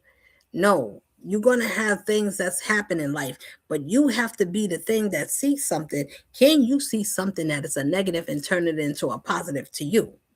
Can you see if something is not right? Do you have the power and the ability to do something different? Yes, many things is going to happen. It doesn't matter. Just we're going to have experience and we're going to do a lot of things. But when something is said, it's not acceptable. It is incorruptible, and it goes against the most high principle. How come that don't make sense? And why would that feel like somebody's judging them? If it's saying to you, if I made you to be perfectly and wonderfully and faithfully made. How come you would say to me as I'm talking, as the creator, if we think about what the creator is saying, if it created us to be fruitful, and it said, I gave you to be fruitful, to multiply. What other voice are you listening to that will tell you to go with yourselves or to go and adopt if you can physically and you are equipped to have or to mother or to father a child? You have to, if you're the same into the same and you want to have that experience of being a parent, you will have to go out somewhere or have someone to do it the right way where you will need a woman or you want to adopt. Either way, you're going outside of what I'm telling you. That's naturally. If you got to do it another way, you know you're doing it wrong. It is not the right way, even if it feels right. Unless it says, so what about for the ones that can have children? Is then that's a difference. But it doesn't differentiate for being with the same. It is not permitted. It doesn't mean you're going to go to I'm just saying that doesn't mean you got a bad heart and you got a bad spirit and you say, well, I'm a conscious person, I care about people, I care for even for heteros. Listen, this is not just for same sex. I'm saying that any confusion of the mind, no matter if it's there or for heterosexuals, because you got them too, that do anytime we misusing our body from any type of way, whether we with our husband or you with your wife and you swinging around and you doing all kinds of strange things, putting things in you, doing things or whatever those things is, what I'm saying is when we misusing the mindset of the reason why we was made to be that, and think about it. So we was made wonderfully and fiercely made. And I gave you authority and dominion. What is that? I gave you authority to speak. If the enemy told you something and they tell you to celebrate it, other than what I said is a celebration, then it's wrong. It's wrong. It doesn't matter what we feel. You can feel a lot of goddamn ways. We can don't like a lot of things. It doesn't negotiate or differentiate or take away from whatever the truth is. Whatever the Lord said is, it doesn't matter what we feel. Universally, the universe is going to function whether we like it or not. It's still going to spin. Well, I don't like it to spin that way. Well, where the sun at? Because it's cold and I wish it was hot right now. It doesn't matter. It's still going to follow a frequency and an order of it's supposed to happen, whether we like it or not. Guess what? It's called the 4 seasons. We got spring, summer, winter, and fall. 4 of those, right? Those are going to happen whether we like it or not. Same with the Most High. If the order is the same, does it matter if we like it or not? If that's the right order and the way it's supposed to go, then that is what it is what I'm saying. Now, listen to this. This is the 7. I think I've made 11. Is it 11 or 9 of them? All right, it's about 9 of them. These are the princes that walk around. These are the spirits. So listen to what I'm saying. Don't get caught up in the name. This is not to downplay anyone. Please, nobody don't come after me. I'm not trying to offend nobody, and I'm not putting nobody underneath. But if something that reaches out and it fits you, that means you need to change something because something is trying to lie to you. Say it like this. The enemy is a lie. It's the distraction is a liar. It's trying to tell me whatever that lie is and whomever that is. Guess what? It's going to be people that you know. People that sit next to you, people that know somebody that knows somebody that knows somebody that knows you. Either way, it's going to tell you who you are. You're going to either be 1 or 2. You either going to be the truth or the lie. Which one is you? All right? So here we go. Leviathan, Prince of Envy. So if anybody got envy, you got the spirit of Leviathan. Please, everybody, if you watch this video, please pass it around so everybody could grow up and understand that, so you can learn how to see. So when people say, well, how do you know when you're being deceived? How do you know? Because everybody going to sound nice and they going to look nice. You better check their spirit. And if their energy don't match up to you and you know that you're one of those that's the truth, listen to what that means. That means that I'm not talking about how many times you got something right, or I passed all my tests, I got A student, I'm this, I'm that. No, not that. If you're a righteous being, it's what makes you a righteous being. Okay? That's what make you right. That's what make you the truth. That you got integrity, you got principles, you stand for something. You don't care about everything that everybody else care about. You don't want to be a follower. You're not trying to follow everything. It's not wrong being a follower. It's what you choose to follow after. If you want to follow after something, let it be something positive that's going to work for you. If you're following somebody to take something from somebody, surely that means that inside, inwardly, you're miserable. You're not even happy with yourself because you can't find nothing original about you. If you got to hate on somebody and you don't like something, you got to still. Surely you got envy. You're the Leviathan spirit. That means these are angels, these are fallen angels. Listen, there's one and two people down here. It's angels and it's fallen angels. Find out which one is that. I just told you, if you the truth, then the lie. Find out which one is that. Because if you the lie, then you're the fallen angel. And if you the truth, then you're an angel ascendant. You're the one that needs to keep going. Because these are the ones that you need to watch out for and tell the truth. Tell the truth, shame the devil, and tell the truth so you can let them know that I know that you the lie. You see how that go? Nicely. Now, if we could work together, everybody should get a piece of the pie. It is such thing to have a balance. You don't need to be angry. I love you either way. I got to understand the other one. Why they angry? They didn't heal. They didn't learn to let go of some things. They didn't know that if you let go, you could get more joy than pain. If you let go and you don't be angry, want something, or if you want things for yourself, be happy for someone else. So when it's your turn, you're going to want somebody to be grateful for you. You're going to want somebody to be happy for you, to be, wow, this person deserves that. You're going to surely want that for you in this life. For the people that can't comprehend that, they're going to take themselves out. Now I'm going to tell you why. Leviathan is the prince of envy, towering over internals, not internals, infernals. Let me read it again. Leviathan is a prince of envy, towering over infernals as his mouth is set to the hell gates itself. After the war in heaven, angels cast out of the furnace for Lucifer. Cast out of grace for Lucifer. Okay, so these liars, these envy, towering over internals, his mouth is said to be to the hell gates. Now, envying people, do you think an envying person is going to tell the truth about anything? Yeah, I envy you. Yeah, I hate you. I wish you died. I want your life. I want to take your man and your kids. I don't want you to get married before me. I don't want you to drive before me. I don't even want the man. I just want to see if I could take him from you because I don't like the power you got. I don't like how life is working out for you. Now, everything I said, that happened. And somebody, that same thing, what I just said, happened to many of us and everybody could relate. So that'll make us all one because we are what we are, universal.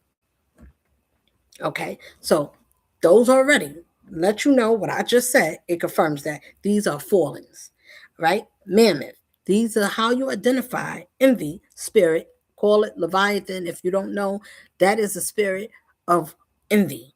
Okay, so if you see somebody envying you and they're a little jealous and they got little side eye marks and they never happy about when you going about something, they don't really want to talk too long about it. They just want to ask you all kinds of questions so they can see how they can stop it.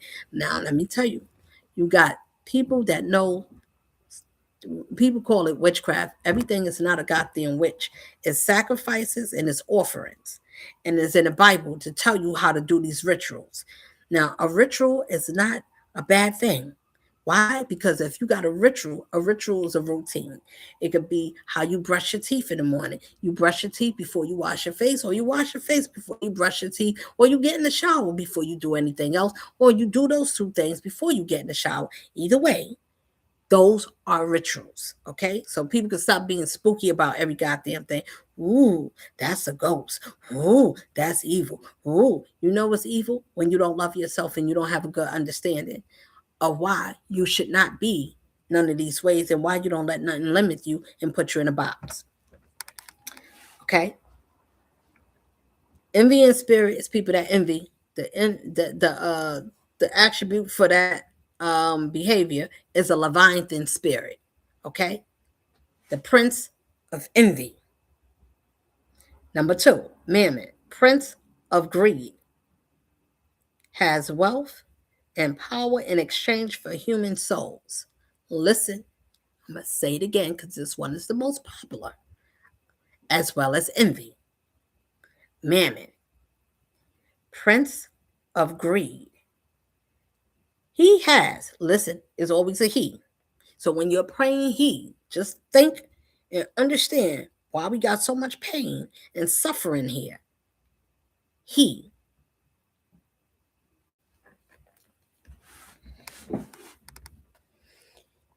prince of greed, has wealth and power. Wealth and power. Who are these people that has wealth and power?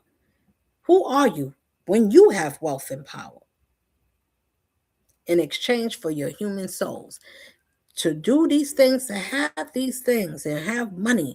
Oh, I gotta have money. You got people that will do anything for a couple of dollars because they said, well, if you got money, you can buy things. If you got money, you can have power. You can buy people out. You can pay them to move around. You can pay them to put things in order and to make them as such. When you got envy, then you got these people that's envy and greed for money. They'll stamp some shit that shouldn't be. They'll kill your whole family line if you got the right paperwork and you know somebody that knows somebody and they say, surely I'm in the right seat. I'm in a place of power. How do you use your authority? How you use it? Do you use it well or do you use it unwisely? For greed, mammon. These are the seven sins of what we are in when we have Thanksgiving. Thanksgiving is gluttony. Why? Because we overcook, we overeat. Do we need to cook and eat that much? Even if you're having a lot of people, well, we're going to have a lot of people. We need a lot of variety. What I'm saying is, it still consists of gluttony because that's what we cook the most. Thanksgiving, all the type of fattening foods and all kind of foods you could think, whether it's fattening or healthy, either way, is a lot more than what we can handle. And you can't eat every goddamn thing. So you got to eat a little bit of this, a little bit of that. And you might not want every goddamn thing depending on who cooked it. That's not the point. The point is, that's one of them. All right. So for money, for greed, to exchange. Oh, wow. Let me read it again. Mammon, prince of greed, has the wealth and power in exchange for human souls. To be part of this world, to love the God of this world, to go to their churches or wherever it say to go and give me your money and follow me. You have to fellowship in the churches. No. Jesus didn't go to no church, nowhere, no how. It don't say a lot about him. It doesn't say where he came from, how old he was, what he did. It says when he was born. And it sends some 3 witnesses to go witness that this child is going to be the child to change the goddamn world. That's what that was. And then when he got of age, before he got to the age 33, he went from 12 to 33 and told you about how he got expired. But before the expiring, told you all the wonderful things that this being did. This young man. What he did was he used his goddamn mind. They didn't tell you that he was very intelligent. He was a seer. He was able to see things. He was able to understand the principle of spiritual essence, of spiritual law, to live in a physical body. That's what he did. He went preaching to the multitude of the congregation outside. What did he do? Used his feet and his legs and walked around talking some shit and showing something. Oh, Jesus was able to heal. What did he use? He used his hands. He had belief. He had power and authority that his father said, that the Most High said. I like to say the Most High, but if you feel comfortable saying He, I like to say She. I'm not gonna argue with nobody. I don't want nobody arguing with me. To the higher ups, to the higher ups, okay? To the higher ups, please don't come after me. I'm calling for balance and order. It's called a balance. It's not everything's not a war. Everything's not a riot. It's only a riot if you don't feel when see where peace is at. You have to have peace and balance and understanding. These people to live for this world, they'll do anything, get inside the stuff. They'll snip their families out. You know what they use? All kinds of things. They'll use life insurance. It's one of the greatest things. That's why they pump it so much. Oh, get life insurance. Life insurance. I'm not saying that people shouldn't get it. What I'm saying is look a little deeper or who you think that you want to put in place after you, because those be the same ones getting rid of you. And you wonder why people pass it in their sleep, why they're getting cancer, where all this death is coming from. Surely, do you think that if we was eating more healthy and life was happening good for us and our government wasn't improving things and putting it on the shelf and say, surely this is approved, this is healthy, this is safety, and you find out that later on years in life, 20 years go by, now they put the same thing that you've been buying on the shelf, baby food, water, the vegetables that's coming out of the ground, is something wrong with it, it's contaminated or it's artificial, something is wrong with everything and everything is wrong with everything. And then you got McDonald's, you got all this fast foods, and don't eat these fast foods, they're killing us and all these things, right? I'm just saying these are other people that got other platforms that say these things, that's sharing. I'm not that. I'm not showing no means. I'm just speaking because that's what I do. Okay. I said learn and listen. So that's what I do. I teach so we can learn together. This world was if you change your if you change your natural use of how you was born, if you do anything to go against your own natural birthright, you have sold your soul. Doesn't matter if you gave somebody money to sell your soul. If you did anything for clicks or giggles or to fit in, to be a part of, and you have to act, or you are deceiving yourself by getting a man and being with a woman. I'm going to tell you, the Obamas did it the best. They put these people in front of us, and we not going to know because today, technology and all the things that they have to make a woman, a man that's born a man, but to look like a woman. Bruce Jenner, they got all kinds of stuff out here that, I mean, and you can do it. Some people look pretty doing it. Some don't. What I'm saying is to use that as a presidency. So what this is to the world, like the world was already doing, but they okayed it because now it's law. You can be a man and a woman. You can have a family. You got to have a family. If you're doing in politics, you got to have a man and a woman. You got to have some children. Okay? Why? Because that is the standard of the righteousness of the land, of the law, from the overseers, from the universal law. That is the universal law. This world down here use some and they lie about the rest. So, therefore, it got to be, it can't be some and not all. You cannot use the principle of law for the righteous to deceive the masses, for incorruptible man corrupts a nation to make them unstable in all their ways, and all that getting, y'all better get an understanding. Because if you're going to sell your soul, that means you sold your birthright. That selling your birthright means you sold who you was and your internal use with your intuition. You gave that away for somebody else to govern you. You got to get a handler because now you need somebody else to handle you because you sold your soul. You gave somebody else authority over you. Mammon spirit, pay attention, greed, to change wealth and power in exchange for human souls. If you change your soul, you're soulless. And they're going to say, well, I don't believe in spiritualness. Why? Because you have religion. You got Christianity, Muslim, which is Islam, and then you got Judaism, which is the Torah of being a Jew. Now, All these things, you ain't got to be curly hair to be a Jew, is called principles. You didn't need none of them to tell you how to live a certain way. They just use that to make money off for you or for us, or either way, how you want to say it, okay? Number 3, Azazel, Prince of War. Azazel, Prince of War, who laid with human women, and his offspring became a Nephilim, a Nephilium, a Nephilium, or a Nephilim. You know what I'm saying? A Nephilim or a Nephilium. Anyway, I'm going to spell the word Nephilim. Now, if you can pronounce the word properly, then good, because I spelled it for you. Prince of War, who laid with human women. Who laid with human women? Well, who are you that you laid with human women? That if we humans, then what the hell is you? Right? Make you think. Okay, laid with human women, and the offspring became a Nephilim. These are fallen angels. These are not just regular. These are people that guards the gates of all the worlds.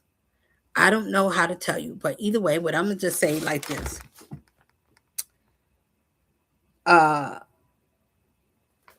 These women seek to go after these men, not to love them, but to deceive them, because they are lovers of other women. They believe in girl power, girl group, girl this, girl that, and the boys believe in bros over hoes. I'm just keeping it the way how it is. They like women, they got children, they got all this, but they don't respect them. They can talk nice to them, they'll buy you things, they'll take you on vacation, do all these things, but then they got to make time for their men. They got men time, men groups, men this, men that, women is separate. I got to hang with my girls. Me and my girls got, oh yeah, and the girls and these people already know that they together for a front. These are fronters. That's why you got to tell them, if you know you can't be messing around with no real ones, because they're going to mess it up. They're going to mess it up. Mess up what? They're going to mess up the order of whatever it is that the Lord is trying to teach us. Do we think these are not biblical times? It is. Go read the scriptures. If you don't know nothing about it, I didn't say go study the Bible, go to church. I said understand some of those words. You don't have to learn and know everything and read the whole scripture. You need to know right from wrong. If you have any of these spirits, then this is what you're doing, and this is why you easily to be deceived or could be used as a deceiver.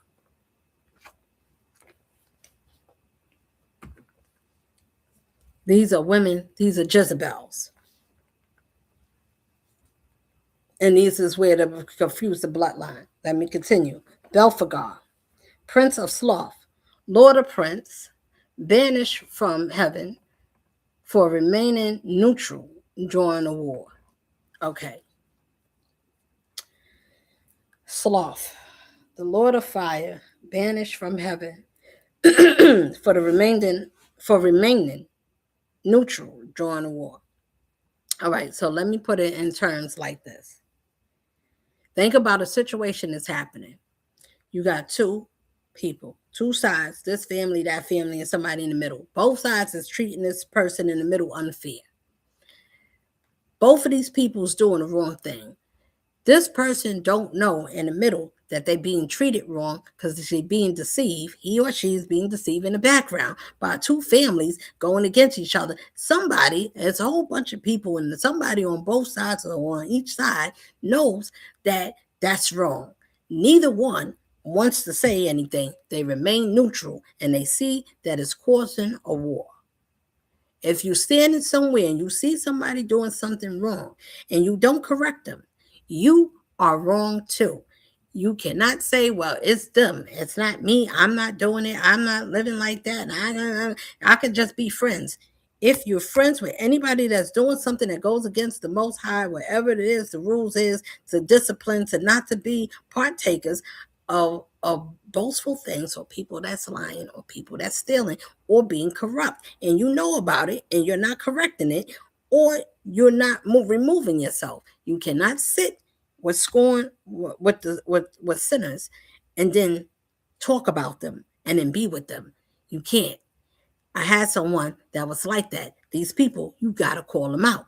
If they sitting in the seat and they're not able to speak up for what's right in fear because they scared about what it's going to look like for them, what is going to happen to their reputation? What will happen to your reputation? Do you care about man or do you care about what the Lord think if you're doing something and you being a deceiver?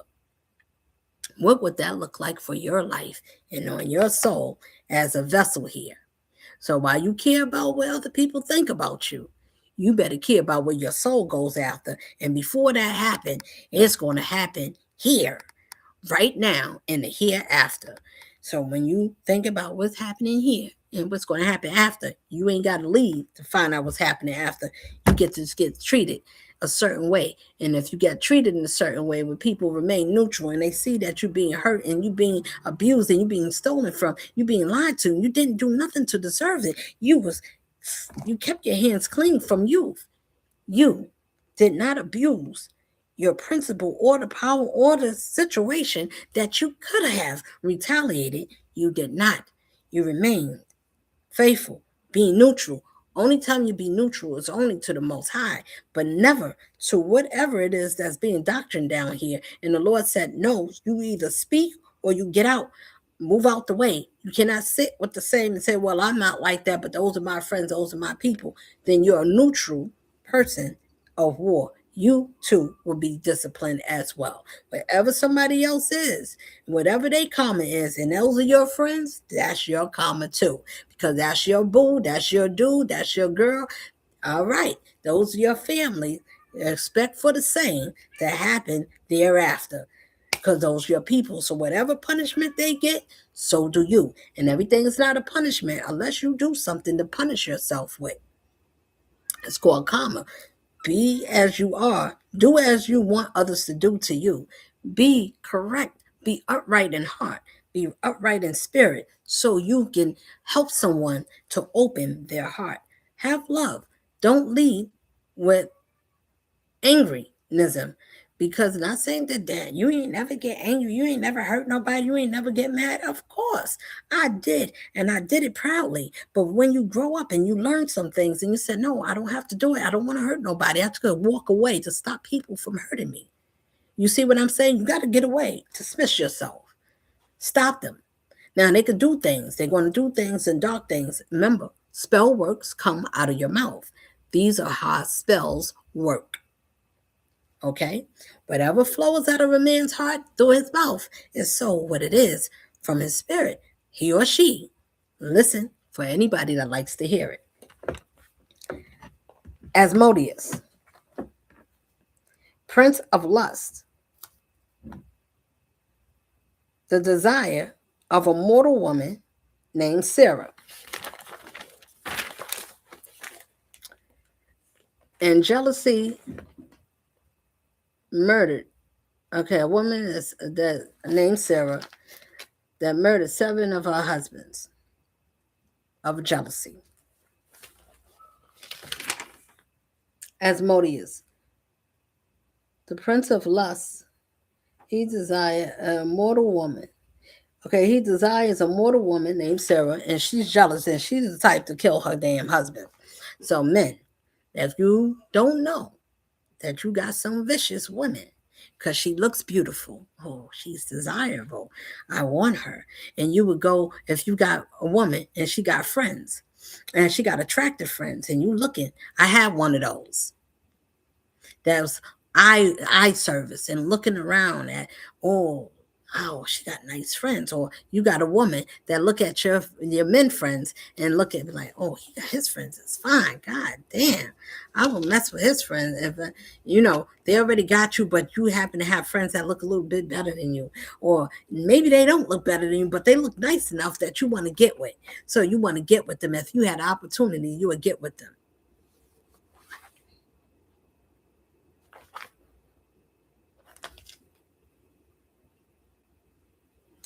These people will murder. Not have to be physical all the time. Sometimes it's mental. Sometimes it's spiritual. They'll get you through your food. They'll get you with their smiles and giggles. They look cute and nice. They sound nice, and but they not. They full of venom. And when you sit down with them and you get to know them, you find out they didn't care nothing about their friend. They couldn't wait to screw you because they didn't care nothing about you either. But they just wanted to take you away from her or to take you away from him. You got a man that wanted to take their woman away from their homeboy because they felt, now it's a difference if you could do something better. But the point is, let that person, leave that person all the way alone. I had to learn some things. Don't go after nobody that got somebody. Get somebody that is all your own. So I had to be hard-headed before I can get it. When the Lord said, do you value? Did you listen? I had people to tell you, have someone for yourself, so you can have someone to understand you, and you can understand you for yourself. When you're young, you don't know better. But as you get older, I said, surely you start finding your esteem. And they call it self-esteem, but when you find your esteem, you have your own esteem. That means you have your own steam about you that you can either burn or you can cool down, but it's either way, it's your esteem. You gained something about you. You came to your horizon of who you are as a beauty queen, whether that's your name, but you treat yourself that way. You carry yourself that way. Surely you are made to be modeled that way. If that man or woman can't see it, did you learn to separate yourself and say, no, I'd rather keep myself to myself, because if all these things is running around, I need to safeguard myself. Surely that's a man or a woman. If you're respecting yourself and you came from somewhere and you realize this world was teaching you from when you was a kid, and you realize it wasn't making no sense because it didn't tell you about this part of life. You can have all the plaques. You can have all these things. And the Lord said, and you said, well, Lord, what do I get? Huh? Did I serve you? I don't even know you. To know me is to know me. To do the things that I said is respectful to me, not what you feel like is respectful. You don't have to do everything, but you need to do the best thing. Don't harm yourself or others. Anytime you partake in any one of those rules in this life, it's going to throw us off track. Be careful for these women and men's cooking your food, using love spells to trap somebody, to keep somebody, to do all kinds of things. And then you don't wonder why your mind is getting headaches and why you're not feeling well. If you ever feel dizzy and you feel like you need to lay down, think about who's around you and think about how you felt before that happened. Was you okay? Or was it something or someone that entered your environment? Because your spirit will pick it up before your mind do. If you're intuitive, you have to use discernment. It's called your intuition. It is your God's conscience. Everybody has it. You ain't got to go looking around. You ain't got to go to the candy store. You can't talk to Bob. You can't talk to somebody to pray for you. It's your own conscience. It's your own intuition. It's your own gut. It's your own self that will tell you to protect yourself. Do you know yourself enough to protect yourself? When self said we need to protect, sometimes you need to open your mouth. Sometimes you need to speak up. Sometimes you need to be quiet. That's protecting yourself. Sometimes you don't need to say nothing. Sometimes you need to put pause on somebody. Sometimes you just have to. It comes for that. Because if you don't, that person will beat the mess out of you if you don't defend yourself back. And if somebody has a weapon and you don't, and the only weapon you got, and you said, Lord, help. If you don't have spiritual protection, you have none. Now, you can have all the weapons in the world that you want to have down here, but guess what? That ain't got nothing to do with the spiritual world. I'm going to tell you up front. Now, somebody said, I don't believe in that. I don't do all that. I'm a Christian. That's false. No, you know what's false? It's you. It's people like you. Because if you're not a spirit, then what the hell is you? Then these people is telling you clearly. Then y'all the walking dead, and y'all got to get out of here, because that means that's even more spooky than anything else, because the truth is stranger than fiction. If they have a problem understanding spirituality, and the person saying, I'm not a spirit, then if you're not a spirit, then where you get your soul from? What is housing that body? What is housing your spirit to make you want to keep going, or to give you the idea to do your hair, or to put a smile on your face, put makeup, or whatever it is? What spirit is that? You have to have something that gives the body a motive, or something to make the body move, to give it experience to do something, to do all those things like that. And if you don't believe in spirituality, then you're not a spirit, then you're not here, then you're a soulless creature. And it's something is strange about you, my dear. Number 7, Lucifer. No, wait, I skipped. Hold on. Number 6, because I was reading number 5.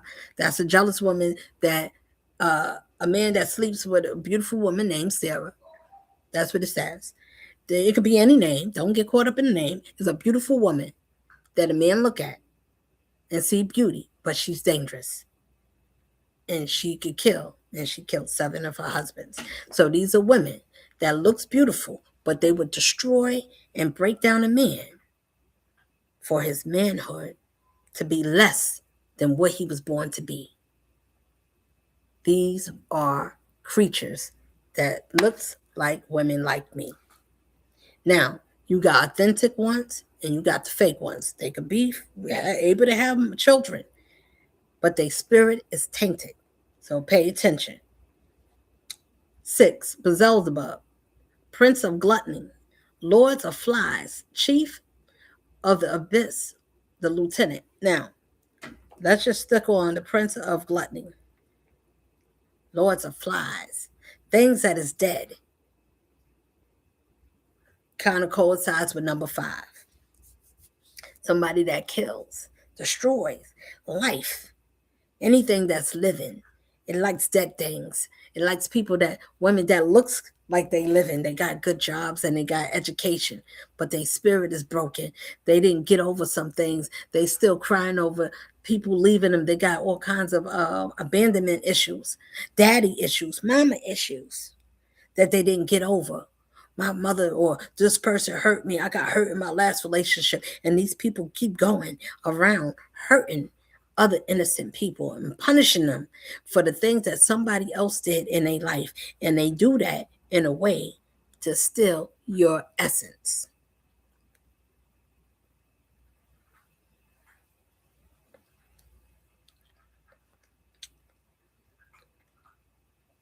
Excuse me.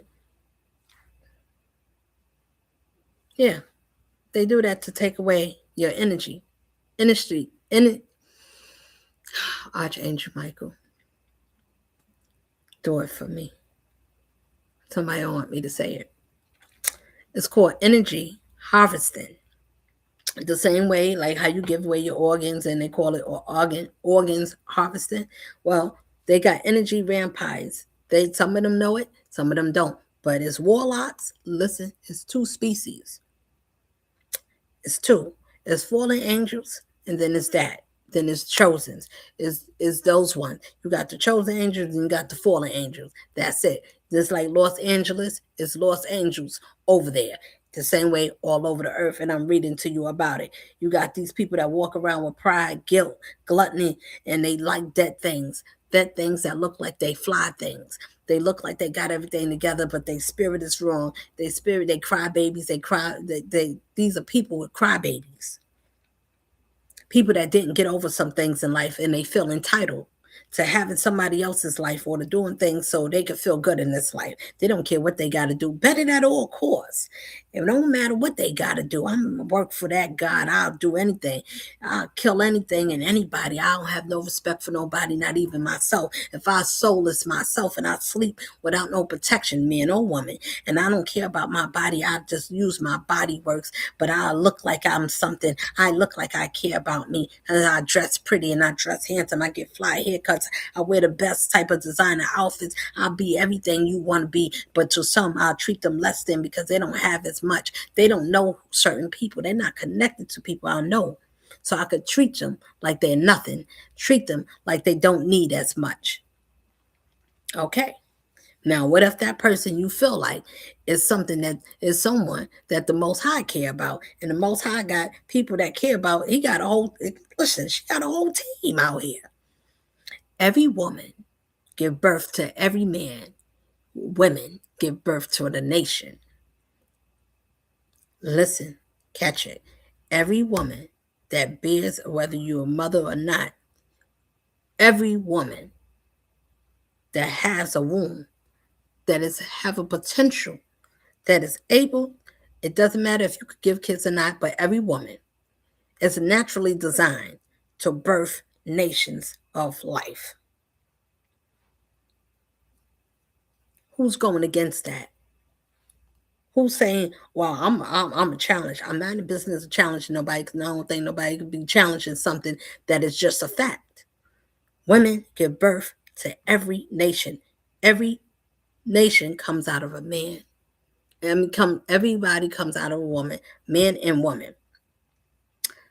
Male and female comes out of a woman. Womb, our womb, produce life. We are the essence of why reproduction happens. The man is responsible for helping us to cultivate life.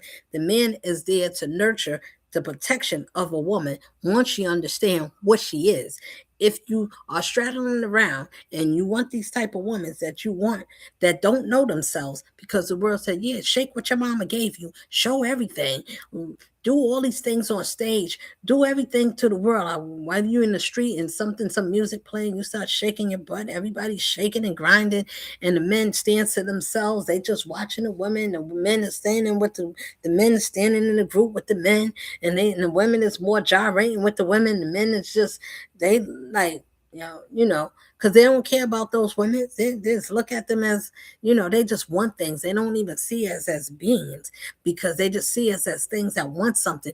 You on a lower frequency. You following a lower frequency because a woman that does respect herself, that carry herself with principle, should not think about, I need to chase after a man. I need to go find out what he's thinking about me so I can be with him. No, a man respects a woman when she don't need to be chasing after no one. Men don't know the order of being a man. Women that learn, they have to be able to raise both. You have to be able to raise both nations to get them to understand where we are and who we are and why we must respect each other so we can learn how to appreciate each other, why we must fall in love again with one another.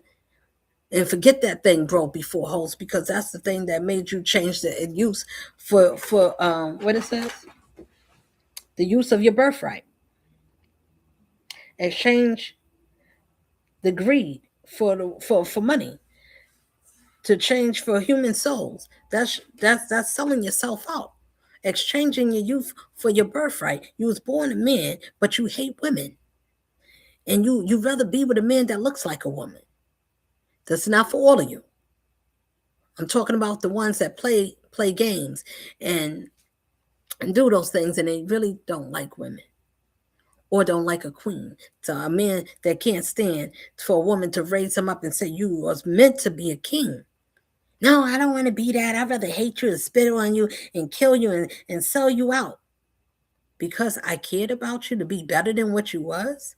Okay, surely that one needs to be left out. Leave that one alone. Leave those ones, a man or a woman. If that woman fights with you and if she can't see anything great about you and she doesn't celebrate you, she's embarrassed of you or talks down to you, that is not what was sent from the Most High. That is not the righteousness that was meant for you. If you know you're a good person, you're a good core, you're an upstanding being, you have a conscience, you love children, you respect life, you respect the things that was given to you in this life. And you get with beings that think that they should just take, or they just like the things that come along with you. They like things, not like, they don't enjoy you being you, what it took to be you, what it made, what situation that you came from to appreciate who you are. And those ones, I don't care nothing about none of you. It's a family or whatever y'all looking at. Please watch and understand that when those principles is not in order, you are not part of the order that I'm going to follow, because I'm going to follow one. I'm going to follow one, and it's going to tell me the right way for the right reason. And it's going to have things and people it's going to tell you and help you along the way. Lucifer, pride, prince of pride, first of the fallen angels and grand ruler of hell, all demonic armies obeyed his commands. Let me read it again so I can read it a little smoother. Lucifer, prince of pride, first of the fallen angels and grand ruler of hell, all demonic armies obey his commands. Pride. Pride and ego will help you to go along with all these things. It will help you to fall victim to anything. Because your pride won't let you have humility. It's not going to let you be like, let me, let me calm down. Let me slow my roll. Let me be more wiser now. Let me don't use my pride.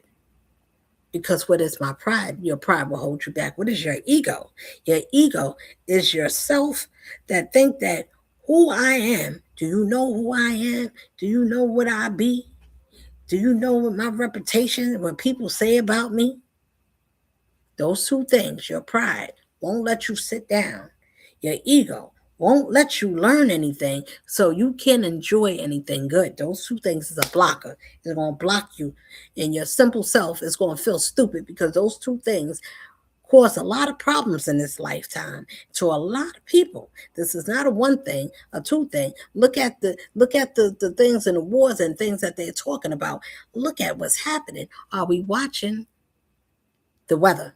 Are we looking at what's going on in different states? Things that shouldn't be going on or never happen. Do you think that the Lord is not angry at this time because we had time to get it together and we did not listen in time? Okay. Number 8, Abaddon. Abaddon was the first and most respected of all men worship. All men worship pardon, I don't know what I wrote, but it's a god. Okay, so these are gods that the most respected of all the men that worship his pardon as a god. He was worshipped as a god, just as Horus worshiped his father, the emperor of mankind.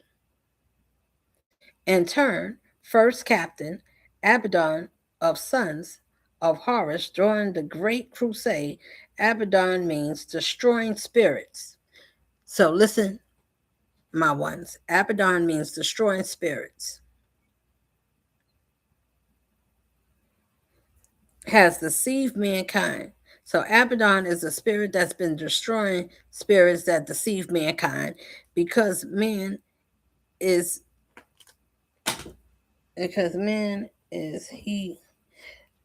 man does not realize that he has been duped of destroying spirit. Okay, so it's pretty much it's an emperor deceiving mankind. It's a spirit, people. And now people, I don't believe it. Don't believe it because it's sure believing people that don't believe like you. I don't believe that people could do things and speak stuff and people put people names in jars and stick them and put honey and do all kinds of stuff. Well, how do you know that if you don't do it? You can have knowledge, which I do. I have knowledge of what people do. People talk about it. You don't see. You can Google anything. People Google stuff. They got all kinds of things, and people tell you on YouTube different channels, and they tell you about women in different cultures, and whether you Haitian or you're Santa Maria, you can Spanish or whatever. I don't care what you is. That doesn't have anything to do with you knowing your spirituality. That is what it is. Now, what you do with it and whom are you trying to do something to? If you're trying to harm somebody, using these things or speaking or writing things down and burning them and casting and doing all these things, what happens when you come against somebody that's natural? They don't need to do none of those things. They naturally, every of those things. You got to be a little bit more careful. Because that means that you casting something on somebody that none of these things work for, because they are all the things that you're trying to do. They're the darkness and the light. So if that means that they got more than you and you only got one, you only deal with one force. Not one knows both. If that one knows one and two, and they understand, I need to stay in the middle. I'm not evil, but I do know how to defend myself. So if that's anybody that knows and said, well, I'll go to the scriptures. Psalms 37 says, fret not. Don't be wicked. Don't be mean like the evildoers. Don't be like them. They're going to have their time. Be better than them. Dismiss yourself and give it to me. I'll do it for you. You see how that go? That means that your hands is clean. You said, yes, Lord. It was a time if your hands was dirty and you paid all your debt. You paid your common debt. Your slate is clean. Surely you should sit still and thank God and say, thank you for all the powers and the might that watches over me because I could not see myself and protect myself in a way that you can. So you give it up to one might that owns all the mites. And if there's many mites, and God said, I made man in my image, do you think that it should just be one God?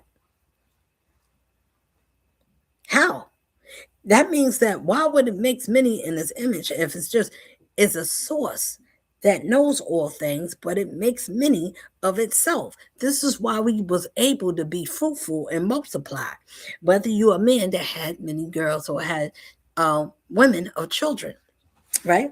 If you have females, if you have daughters and sons, or you don't have no sons, but you have daughters, surely you're still reproducing yourself. You need to nurture and protect yourselves because then you need to think about how and what can come and harm my daughters. Remember, the daughter's name get changed by the man's last name. Do you have some that's jealous? Yes, I have. I have a sibling that have 4 children. I mean, 3 daughters. Maybe have 4. I don't know. She probably got another one. But these people that do certain things, I don't feel bad for none of you. I don't retaliate to none of you. I don't wish nothing bad for none of you because your own actions is enough to put your own crushing on each and every one of you when you do things that is not right and it's wrong and nobody corrects that wrong, or you use that wrong to be manipulative to get something because you couldn't get to what you wanted, so now you want to tell or you want to say something because it's not working out and you want somebody, oh, they didn't do right by me either, but you was a great deceiver of yourselves. How do you come to confess and say? You would have to say, I was a deceiver, I was a lost soul, I was manipulated by a spirit that was taking over me. Until you understand why you need to love yourself, you can't confess anything that's going to be the truth of yourself. Please understand that's what that is. So when people want to confess and they say they have to confess with a righteous heart and they need to be honest and it needs to be genuine. If it's not, what are you forgiving? Everything and everyone is not to be forgiven. They are able to be dismissed. That means that you can say, I release and let go and walk away. Or if it could be mended, then fix it if something is fixable. Apollon, the destroyer of launches, fiery darts at Christians who blocks them with his shields of faith until he can finally and fatally defeat Apollyon using the sword. Okay. A destroyer of Christians who blocks them with his shield of the faith until he can finally fatally defeat Apollyon using the sword. Okay. So I'm going to tell you and break it down to understand. These are destroyers of Christians that use fiery darts, and they are destroyers of faith. And they help us to believe in a confused way because the Bible got contradicting things in it. But once you understand how to read this book and you read it correctly, and it's going to tell you some things, keep reading it till it speak to you. And if it speak to you and it tell you about the good, no, I ain't going to even go to that part. I'm going to just tell you from the beginning, Adam and Eve. Adam had all free range and was able to talk to the Most High directly. That means intuitively, don't matter if they said it that way. Intuitively, he knew all the things as it was downloaded to him according to the scripture that he had dominion. He was able to name every creepy and crawly thing that walked upon the face of the land before he had a woman called Eve. Right? Now, Eve is in the evening or she is the evening or morning star. The first one that they don't talk about, what is her name? Okay, whatever I don't say now, I'm not supposed to say. So what I'm saying is they use the house of the Lord, the houses of any house that says that's the word of God. And I gave you the three books. I told you all three. All three is the same. If I'm a deceiver and I came to deceive, where would I deceive you at? I would go to your schools where your children at. I would go to where you get your medical at. I would go to where you sleep at. I would go and be where we family are. I would go to you in your bloodline. I would go to wherever it is that you, whatever your desires is. If it's a drink, if it's a drug, if it's getting high, if it's weed or cocaine, wherever that is, that's where I will go. These are the demons. Okay, so let me tell you where the demons at. The demons is in the drugstore. The demons is in the liquor store. The demons is in the drug of choice that you choose. Weed is not a drug until you make it into one and you mix it with things. And it got other chemicals and things like that. Other than that, I don't know what to tell you.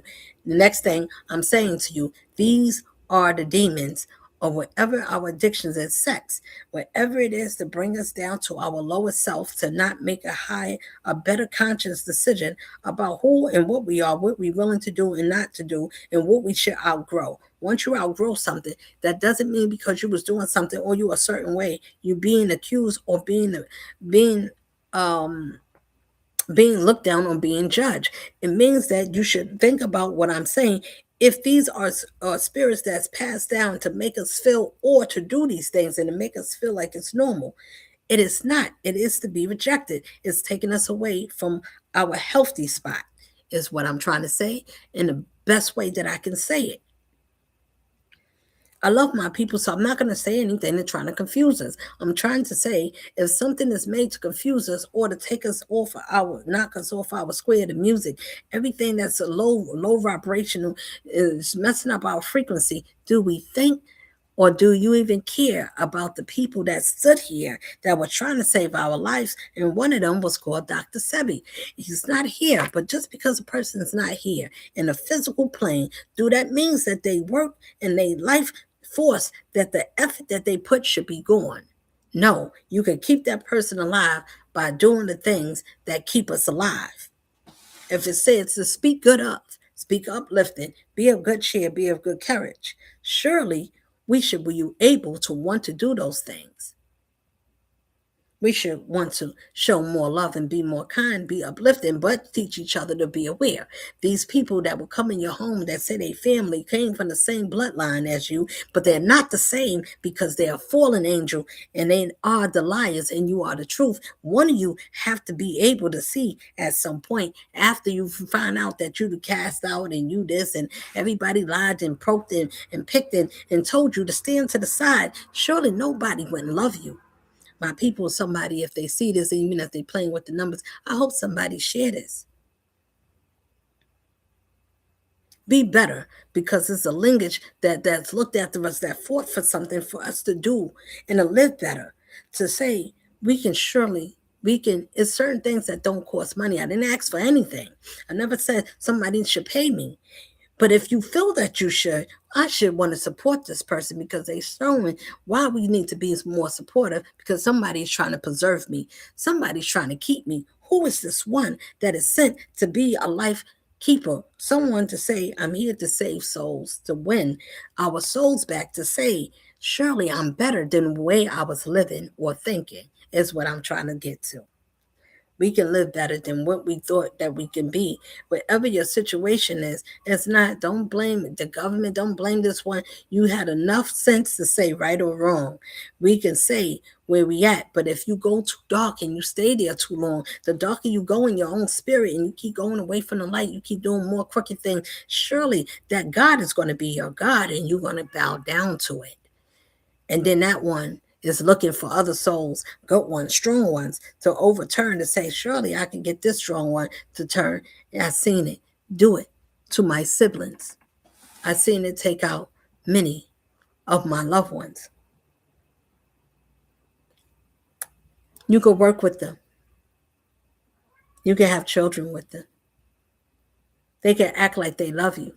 and don't even like the child that they had with you because they didn't like nothing that came from you. If you too strong and the things that they was around, they get manipulated with people that don't even love them, but they more honest and more, they'll go out their way for those ones. And somebody that's respectful to them, they'll treat that one like they was a clown. And then you find out that was the best one that would have saved your soul, but you gave that one away because you wanted to be in the in crowd, and the in crowd saw you as a desolate, desperate ass person that they didn't even like. They saw somebody that wanted to do everything and have money and wanted to give all their money away. And there's some women that would do that to pay for a man that got money, but you want to pay to show. I'm not, listen, I'm just saying, it's people out there. He said, well, you don't have nothing. If I never had nothing, I'll still do the same. I will still be what I'm doing. I will still say, I will want somebody to be uplifted. I will want a soul to be saved. I will want somebody to say, surely the Lord have shined on me, and use someone to say, I'm not dead because the world saw me that way. Try to make me something less than me and make me pick things that I got to look at things and get all kinds of plaques and things like that. What can you draw? What does it look like, my loves? When Lord has favor, and your angels and your guardians, your grandmothers and people that passed over is watching over you. Those ones remember the love that they have for you. Those are ones will fight for you if the ones that sit down here don't fight for you. Those ones act like they don't know you, but you got people that know you. They used to ride for you. They knew you before you knew you. They knew you when you didn't even know them. They lived way before you, but they know you. So they look after you. Do you know what that is? To have a dream team, something that you can never see, but it's something that surely that's watching over you when you can't see the harm that's on every side, but they in the back of you. They smiling, they plotting, they trying to get you. They higher, lower, wherever they at. They want a person like you because they don't understand why you got such a strength and power, and why you got such a love to say, I don't mind what anybody do, because it's something about this life that you don't need to have none of their monies or AI or nothing. You don't need a multitude of people that's trying to find a way to gadget to put money in your pocket, or you got to make a sale. I'd rather get some souls so they can be able to be strong enough to say, surely I don't need you. What does it cost?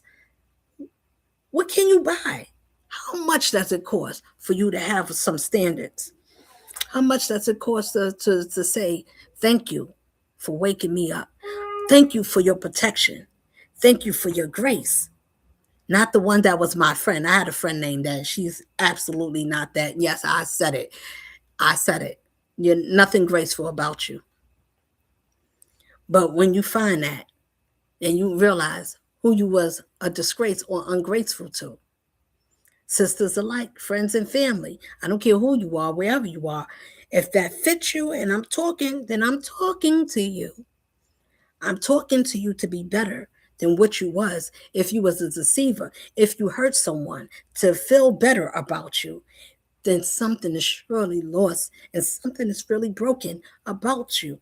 I feel very much remorse because even if they doesn't have it for me, I don't feel those ways for these people. I don't feel like, yeah, I do say return to sender because, yes, you just need to be able to feel what you're putting out so you can understand why you need to change. Why? If you cause pain on anybody else, that's the same amount of pain that you will cause to yourself, and even worse. Because the more pain do you cause on another soul, it's the same magnitude of every soul that soul been through and what that soul had to bear. So do you. Do you understand why you must care now? Do you understand why we need to be mindful? Because you don't know what that person went through. So if you want something of that person, you got to endure everything that person went through. And it wasn't nothing easy, no matter if I make it look easy to you. If I sound like, oh, she get everything that's come to her, she make life to seem like it's like, because I don't care about the things you care about in life, you people. Higher ups, down underneath. It's not that. I understand the principle and I understand balance. That's it. That's all. Don't come after me. I'm not there to hurt nobody or to take anything. It's a balance. People need to be able to be free. Both sides can win. Both sides can win and resist and exist at the same time. What do we call peace? I give you something, you give me. What is it? A piece of goddamn mind. After you don't, if you can't live with that, then you would have to get out. You have to. You're gonna. It's just gonna be what you're gonna cause yourself. If you don't find, if a soul or a spirit can't find no rest and peace on this earth, and there's nowhere where they can find peace at, where they can not be bitter, not be angry, miserable, and they can't stop from being angry and being hateful, and they want to take everything, no matter what it is, even if it's your children that they have to come after. If they can't get you, they'll find another way, or they want to hire somebody, whatever it is that your soul cannot get right, and you're coming after someone that is peaceful and loving, that one is protected. Please believe that you're doing yourselves a disservice, and you're going to cause yourself to get out of here very fast and quickly. Man or woman or children, be mindful of what you put out and what you're taking in. So I hope that I inspired, I shared. I hope that someone learned something or appreciated anything that I said. I'm here to uplift, light, and love and truth and honesty. Please be advised to do our best with things. Try to find a way. Some things do not cause, or you don't need to have a whole bunch of people around you. You don't need to have an entourage. You don't need to have a lot of everything. You need to have a lot of the Lord. The Lord will give you everything, whatever you need. I believe the Lord will sustain, will make it possible to give you all the things that whatever is a necessity in this life that we need to help us to cultivate or to get through this life. Surely the Lord is able to magnify and sustain. Even if I have everything. It costs me nothing to tell you these things. It didn't cost me a cent. I didn't need to have no business account. I don't need to have a big bank account. I don't need to have a lot of people that like me. I don't have to have a lot of boyfriends. I don't need to have a lot of these things to say, the Lord help me to strengthen myself so I can strengthen my self-esteem and find my own esteem to make my own self to be liked so I can love myself to be more likely of me and to resemble something I said that is a power that resonate, that is greater than me. Whom shall I be afraid? And why would I denounce myself any more than after I understand why I got to love myself? Love yourself. Because if you can't love you, why should somebody else love you? And if somebody can't appreciate the love you give them because they don't love themselves, don't be angry with them. They did not learn the principle and the understanding of what love is. It's tender, it's kind, it's strong, it's power, it's a force. It is not nice all the time, but it's kind and it's for a good reason. It will always change you to be better. It's going to teach you. That is what love do. Love is a teacher. It is a force. It's nice. It's a melody. It's everything. And it's the highest thing that this universe has a frequency of. And when you get that, what can break that? It's nothing over or more than that except for growth. That's what I'm telling you. It is. It's growth. It's a peaceful nature that gives you something. Then you say, well, why would the Lord? It's everything that the Lord uses to get us to be in line. It will let us go through some things because it needs to test who we are. Are you strong enough to overcome some things that somebody's mistreating you? Do you help them to keep mistreating you? To say, I love the abuse. And a lot of women, a lot of men say, well, I love her or I love him that didn't treat me good, that did some things to overlook me, and I still love them. You can love somebody, but don't be with them. They don't need that type of love. Surely you need to take that love back because they don't deserve it. They didn't learn how to appreciate it. If someone can hold something, then don't give it to them. If they don't know how to hold a baby and they can't watch it, why would you leave your child with them? It's the same principle, is what I'm saying. Okay? Please listen. That's the same principle to what I'm saying to you. If they can't hold something, then you don't give it to them, and you shouldn't be mad that they don't know how to do. They just, if they say I don't, But then they liars. And so once you understand, I had a great teacher that taught me how to love myself, because that one did not know. It used manipulation and a whole lot of things, and it had a whole lot of manipulators around it. I pray that these people, and this one, I don't know. They said pray for. I don't pray for someone that wished to kill you, and they want to harm you and all these people. I do pray that they learn off of their mistakes and the things that comes back to them. If you feel the pressure, you will have to endure everything of this one. And they say this one is strong. She could get through whatever storms that she can get through. Well, I take it one day at a time. I'll look at what it is and I adjust to it, whatever it is. And I do it like that. Either way, what I'm saying is, when you have a love and you have a love for life and you have a love and a respect for others, I'm not going to go deep because I'm trying to stay where people can understand that what you do in these spirits that I said and I named them, if you have these attributes, this is what you're dealing with. Think about what people would do for money and the things that they would sell you out for. If you had a little something, and if they could take from you, if they can steal from you, whether it's money, time, your education, and the things that I say, and people want to mark me or they want to study me. What are you studying me for? If you want to study me, do good, be kind, be better, because that's what I am. So if you can't be none of those things, then you're not looking at me right and you're not learning right. I don't care who you is and what color you are. I don't care about your car or how many people you know. If you can't live a life where your spirit can be at peace so you can get peace at night, and if you can say, well, God gave me blessings because I woke up every day. If you wake up every day and there's no peace for the wicked and you don't get no peace, please understand that either you are or you surrounded and you attached to someone that is, and you're getting a karma and you're reaping what they sow because you know them and you didn't want to let them go. People, before I go, please understand why detachment is necessary for the things that I read. Why is it necessary for some people to not to be with everybody, to detach yourself for certain ones of us? If you know who you are and why you are, then you should understand why you may need to be to yourself.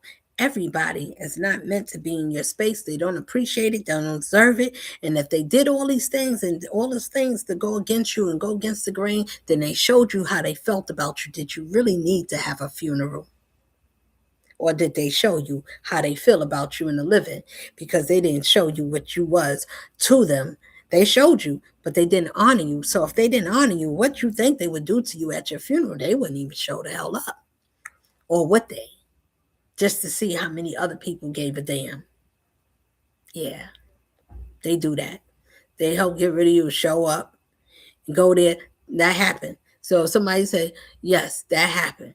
You had a whole bunch of people that was doing a whole lot of things in the background. Friends and family, sisters, friends, cousins, all kinds of everybody's in on every goddamn thing. And they'll sit there and watch you bury your mother, your brother, and bury your family, and it's still poking you and smiling at you because you don't know what the hell is going on around you. But then you know. But you didn't know at the time, but you knew. And you got to understand, you said, wow. All right, I see each and every one of you. Once you wake up and you see some things, do you need to fight with them? No, you need to sit down and stay to yourself and say, Lord, I hope they figure it out. And I hope they understand and learn a lesson. Do not cast anybody out because they different or have a different belief than you. And it's not a different belief, because I believe in Christianity. I believe you believe in something that is whatever it is. I believe in myself. So I tell many, as I can tell you, trust your own inner being. Not saying you need to believe that it is a higher power that's governing you. If you don't have spiritual protection, you have none. Now, you got the ones that go to the underworld. That is a protection. You need that. That is, if you choose to follow that spirit that's in you, that's the world of lust and greed and all that. That's going to pick that God and ask it for favors, and it's going to give you a job. It can help you to sing. It can help you to make believe that you're a real thing. It's a deceiver. Listen to it. It's a deceiver. It's going to help you deceive as many because it needs you to bring as many to the slaughter so they can, when they get punished, remember that one works for the Most High and it respects and said, don't touch this one. Some people didn't listen. They didn't understand. And one knew. Listen, people, I'm going to tell them on that person. That person knew. And the person that knew, this person was sent by this person. And how many people that knew and they deceive other people, you went against God. These are unbelievers. They know who the Most High is and they don't respect him. So if you don't respect that power, now I said him because that's what most of the world, this is what we was taught. Him, him, him, him, him. And if I say she, then that's going to be a different thing. Say, how come you saying she? Because she is me and that's the one that operated in me. And that's the one I listen to.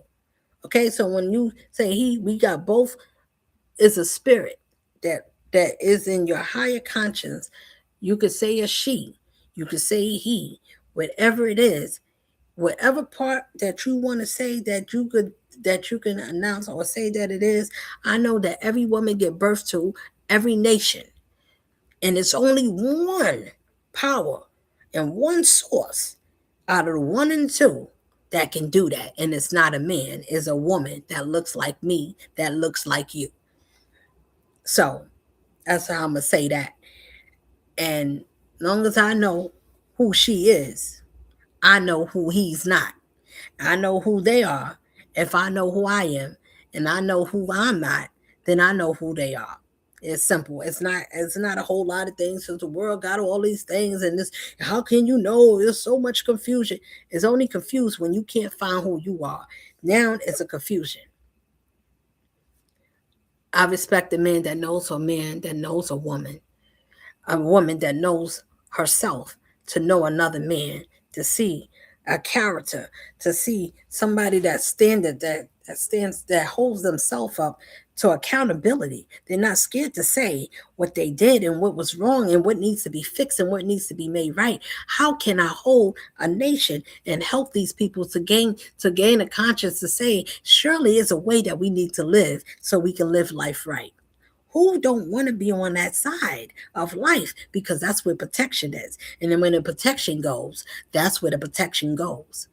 That means that everybody that's a part of the mist of that protection and that protection walks out, guess what? You don't have none at all.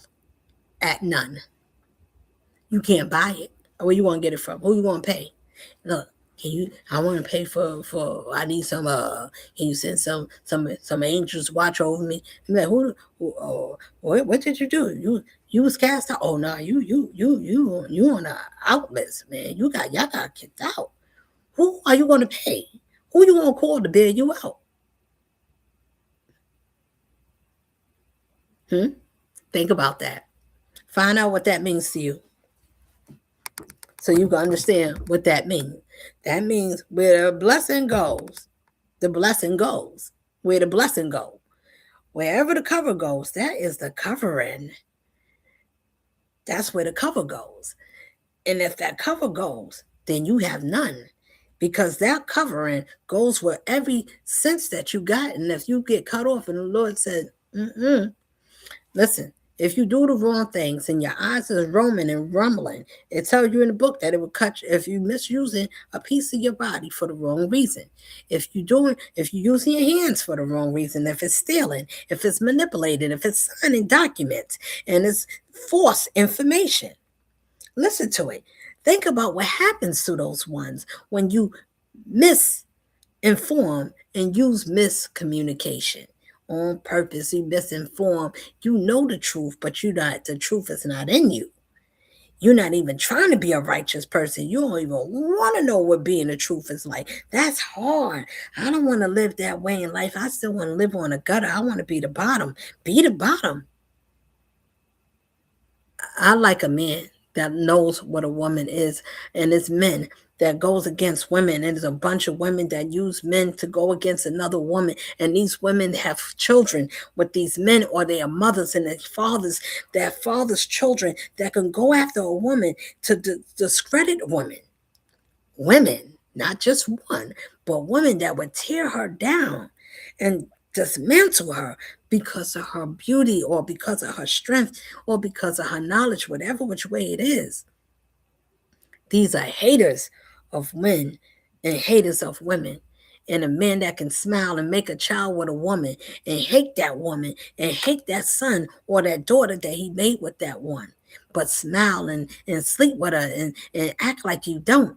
And then before you find out what the heart is, and you see that one for what you see. And then they say, damn, I didn't know I was being seen that way. I thought I was being sneaky. All of you, if to see one, I read about all of your attributes, so I know by one, I know all of you. It doesn't matter who you are and who you sit next to. If you praise something that tears a system a system that God said this is what it's made to be, and you do the opposite, you can't be no friend or no kin to me. And I'm going to leave it there. It's been lovely. So I pray that my words reach someone when you see this video, at the time you see it. I hope that you listen and enjoy as much as I enjoy talking to you people. So I say good night and peace and blessings and love. Bye for now.